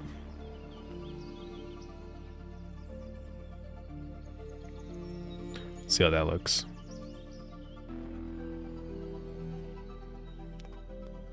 Looks okay. It might look a little smoother if we didn't have like 3 going through at the same time.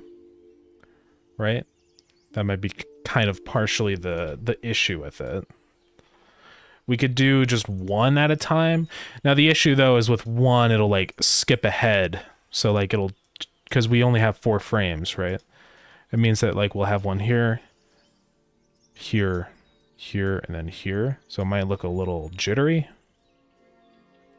But it might look better, at least just in the sense of the continual motion of it. So we can try that. I'll go ahead and open up that other sprite, because I'm going to need it. The purifier.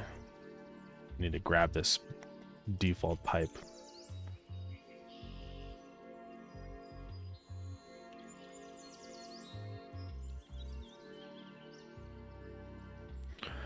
So we got an ad starting in 1 minute. I apologize. Is that where it goes? Yeah, it is. Okay.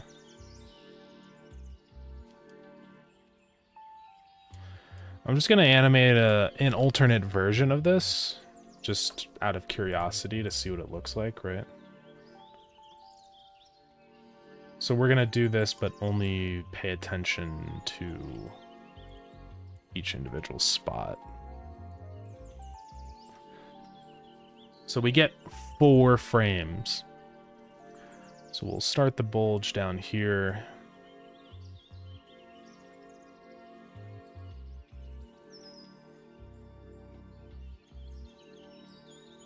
And then it needs to go like here, then here, and then here. So hey, thank you for the follow, I appreciate it. So let's have it bulge out right here. And then bulge out up here.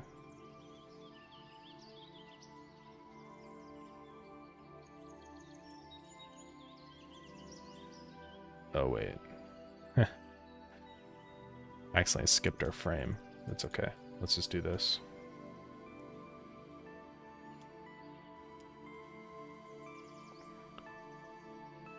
Did I? There we go. Let's not delete that quite yet. And then the final bulge.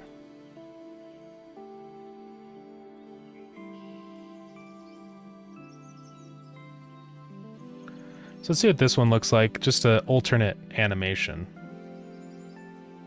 Now it's kind of hard to see in some segments, so I think we need to work on that. But I think I like that better. It's just a little less distracting with the 3 going through at the same time. If we had more frames in between, it might look better the other way, but I don't want to have to do 1,000,000 frames of this, I'm going to be honest. So let's just go through and fix each one that needs fixing. So like this one, it just looks weird how it is now. Because it needs to be like expanded out, you know?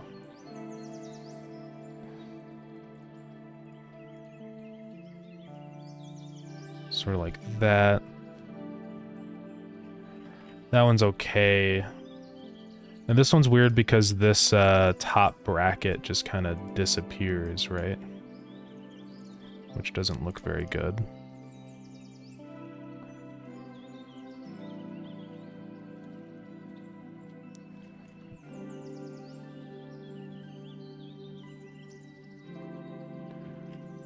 Oops. And then this one, I think looks okay, but we kind of lose some of the darker anti-aliasing stuff, so maybe that's also kind of our issue there. Let's see how that looks. That's pretty good. We could maybe even have it bulge like way more, just to exaggerate the animation, right? It's like maybe here it also bulges out. Kind of like this.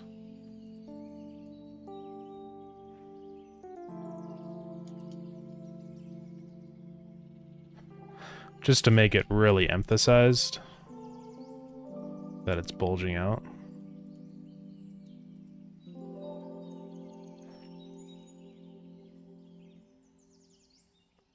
And that one seemed to be okay for the most part. And this one could be bulging out even more, you know.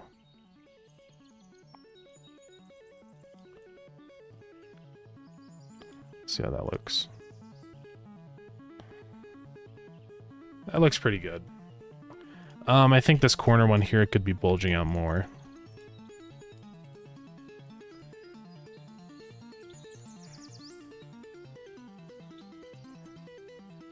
Let's see how that looks. It's good enough for me.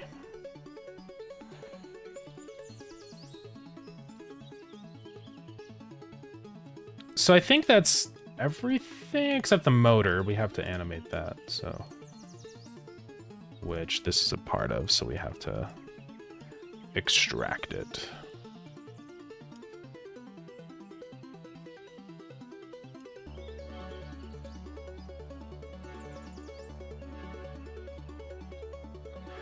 So for the motor animation, it won't really be that complicated.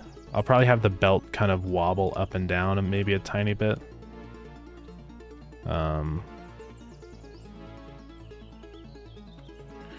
Right, so it'll kind of go up there for a frame. And maybe it wobbles down for a frame or something. Right there.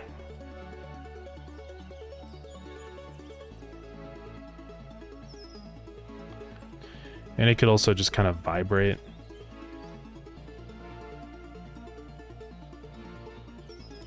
So maybe there it vibrates or something.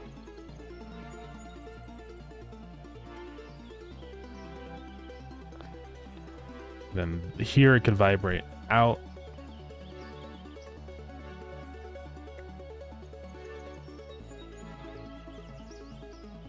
Let's see what that looks like in motion.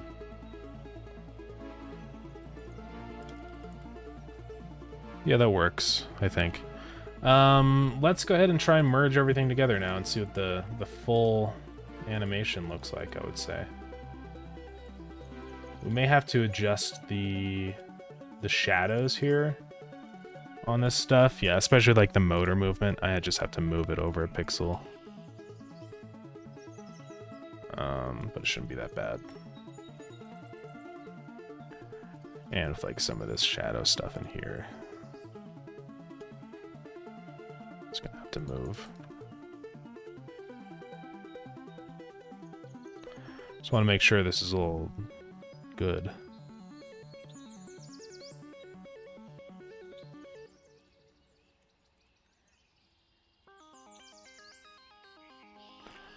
Then here it needs to like go up like that.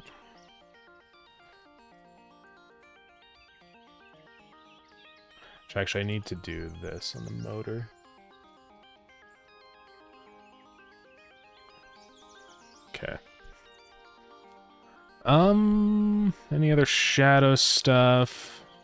I could have the shadow bulge for this one frame where this top here bulges. Let's just do that. Just be consistent with it. And I guess a little bit here too. Okay. That's enough. Let's merge.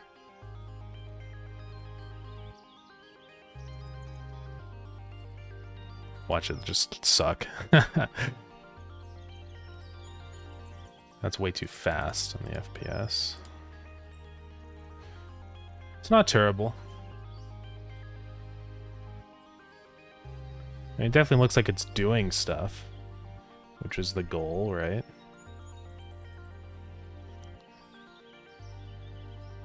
There's a few things I could think of changing. Like this maybe here when it hits this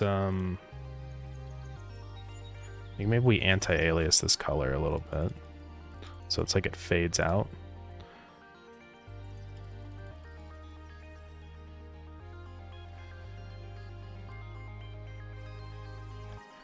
So that one shows up right there. So maybe that one fades in and becomes a dark line. And same for the right side. So this one will sort of fade in. Let's see how that looks. It's a little better, I think, on that. The motor's definitely wobbling a lot. Maybe we only have it wobble for one frame, because every frame is, like, insane. So let's move this motor here back.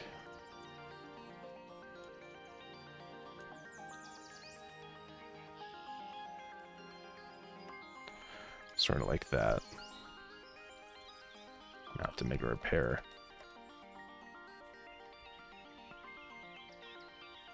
Let's take a look at that. Yeah, it's a little better, I think.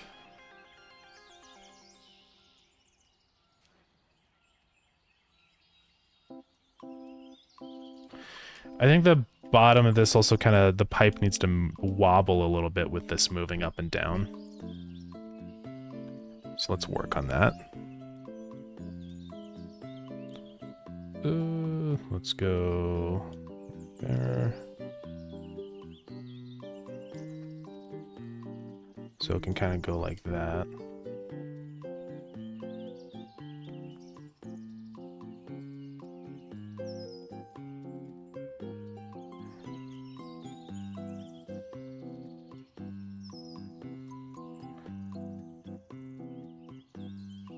And then same frame with it over here.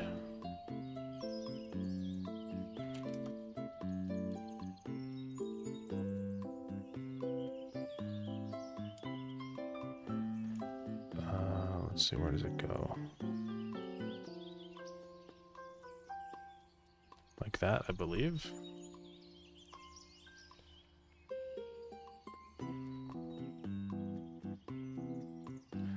Let's see, that should be in line. Nope, it should go there. So why is it off?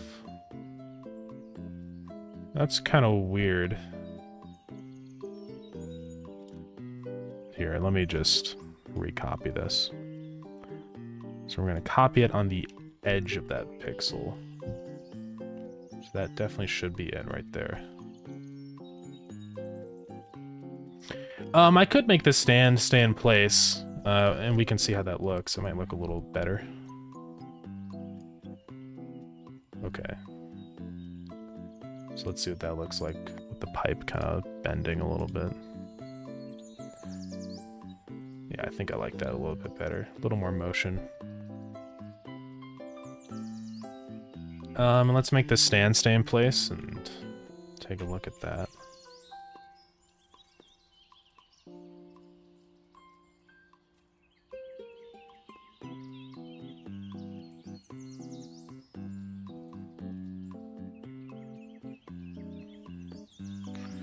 Yeah, we could have the stand stay. I think the frame where the belt goes that low might be a little odd. Also, I think in a lot of these cases I need this to, it's like it goes into the wall of this thing instead of just overlapping it. That should look a little better. So this frame, I think, when it goes down is maybe a little bit extreme. Let's raise it up. There's a whole load of things I have to do in here now. This is the downside of merging, you know, things like this. Merging your layers. Of course, I need to merge it to see what it looks like, but yeah.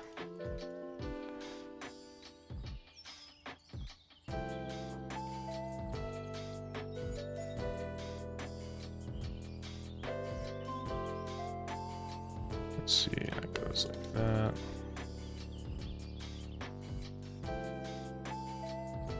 Then that just goes up to the top. Oh, because the motor shifts at that moment. Let's see what that looks like. Yeah.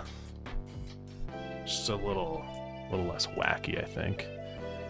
There's a weird frame in here. I think it's that frame, and also over here is messed up.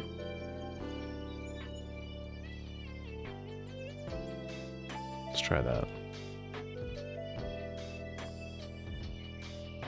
Yeah, that works.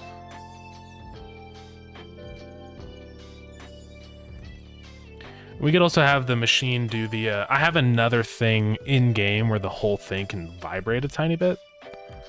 And I think that tends to look pretty good also for things that are very animated like this. So that we could also add that. Yeah, that's looking good to me, I think. And we could also have water pouring out the bottom maybe or something. Right? For when it's animated.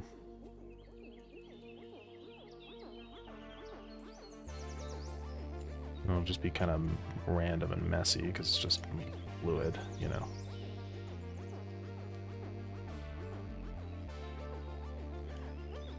Then I'll work on the coloring of that and stuff.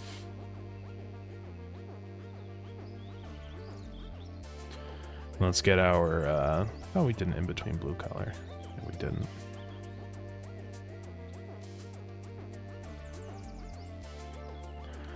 We can use this one.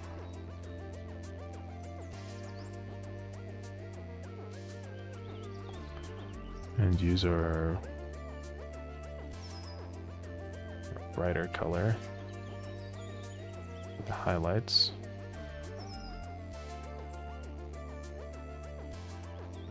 Also gonna have it fade out like it's, you know, disappearing.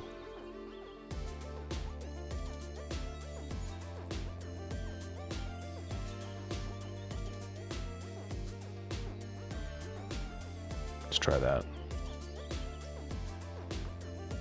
Oh, whoops, I have to actually merge it.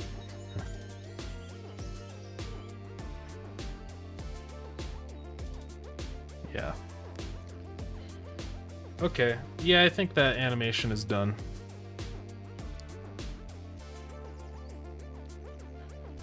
Purifier...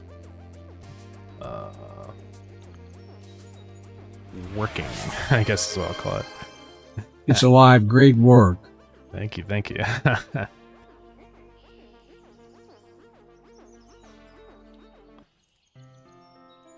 Alright. We can actually add this into the game now as a machine. So there is one complication with this though. We can't use our regular crafting thing because it's gonna have two outputs, which is kind of complicates everything, unfortunately. So yeah. What we're gonna have to do is create a new variant or modify our crafting machine or whatever I call it, the recipe building.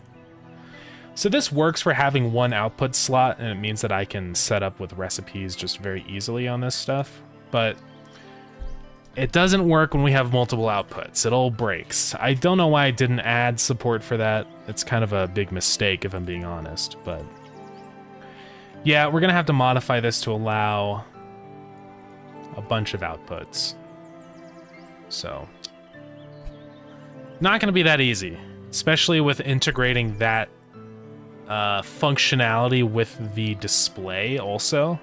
Right, it's one thing just setting it up in the actual building, but then to have it display in these slots properly also as outputs and inputs is a whole nother aspect of it, a whole nother level. So yeah, it's gonna kind of suck a little bit, but I should have done it in the first place anyways, you know. I mean, I'm sure people add in modded buildings and stuff that probably have multiple outputs, so yeah. Fortunately, I do have to end the stream right now. I know it's a little earlier than normal, but I've got stuff to do, so yeah. We'll be back at Starground work probably Wednesday, as long as no issues come up, like gashing my hand, which it's doing much better now. It's almost healed up, but yeah. Yeah, that's gonna be it for today. Thank you everybody for coming to the stream. I really appreciate it. And for all the raids, we got a lot of raids today. So that's awesome. We got a lot to everybody that raided. Yeah, Sedlex, Luke Wolf Games, Magnetonics. It's epic stuff. So yeah. We're gonna go find somebody to raid. Keep the raid train moving. A lot of games is on. Everyone's playing Factorio. Not surprised. Finding Focus Dev. We could possibly raid him. He's working on that. I mean, it's not really fully like built out yet, but yeah. Let's see who else is in here. Also, Exodrifter. They raided us last time, so maybe we'll raid them because I kind of want to see what Exodrifter's game is all about. It seems really interesting. It's kind of like it's like a puzzle game, an escape room game, which is I think is really fun. I love escape room stuff, so yeah. So we're gonna raid them. So let's do that. Yeah, thank everybody for coming to the stream. Buy Starground if you want. It's on Steam. Join the Discord if you want. And yeah, I'll be putting up some sneak peeks about all this new planet stuff on the Discord pretty soon. And also, I think we're going to be working on a roadmap really shortly. That'll be on the store page, and then also, of course, I'll put it in the Discord. That's going to be more of our long-term plans for Starground. With this whole automation new planet, that's going to be like the first thing on the roadmap, so. But yeah, we have to plan that out, so I don't know when that's going to be up, but hopefully soon, you know, next week or so. So yeah. Well, I'll see you Gamers Wednesday. Thank you everybody for coming. I appreciate it. I'm going to go ahead and get the raid process started. And yeah. Thank you everybody. If you have thoughts or suggestions for the new planet stuff, let me know on Discord. So yeah. All right. Bye, gamers. See you Wednesday. Bye-bye.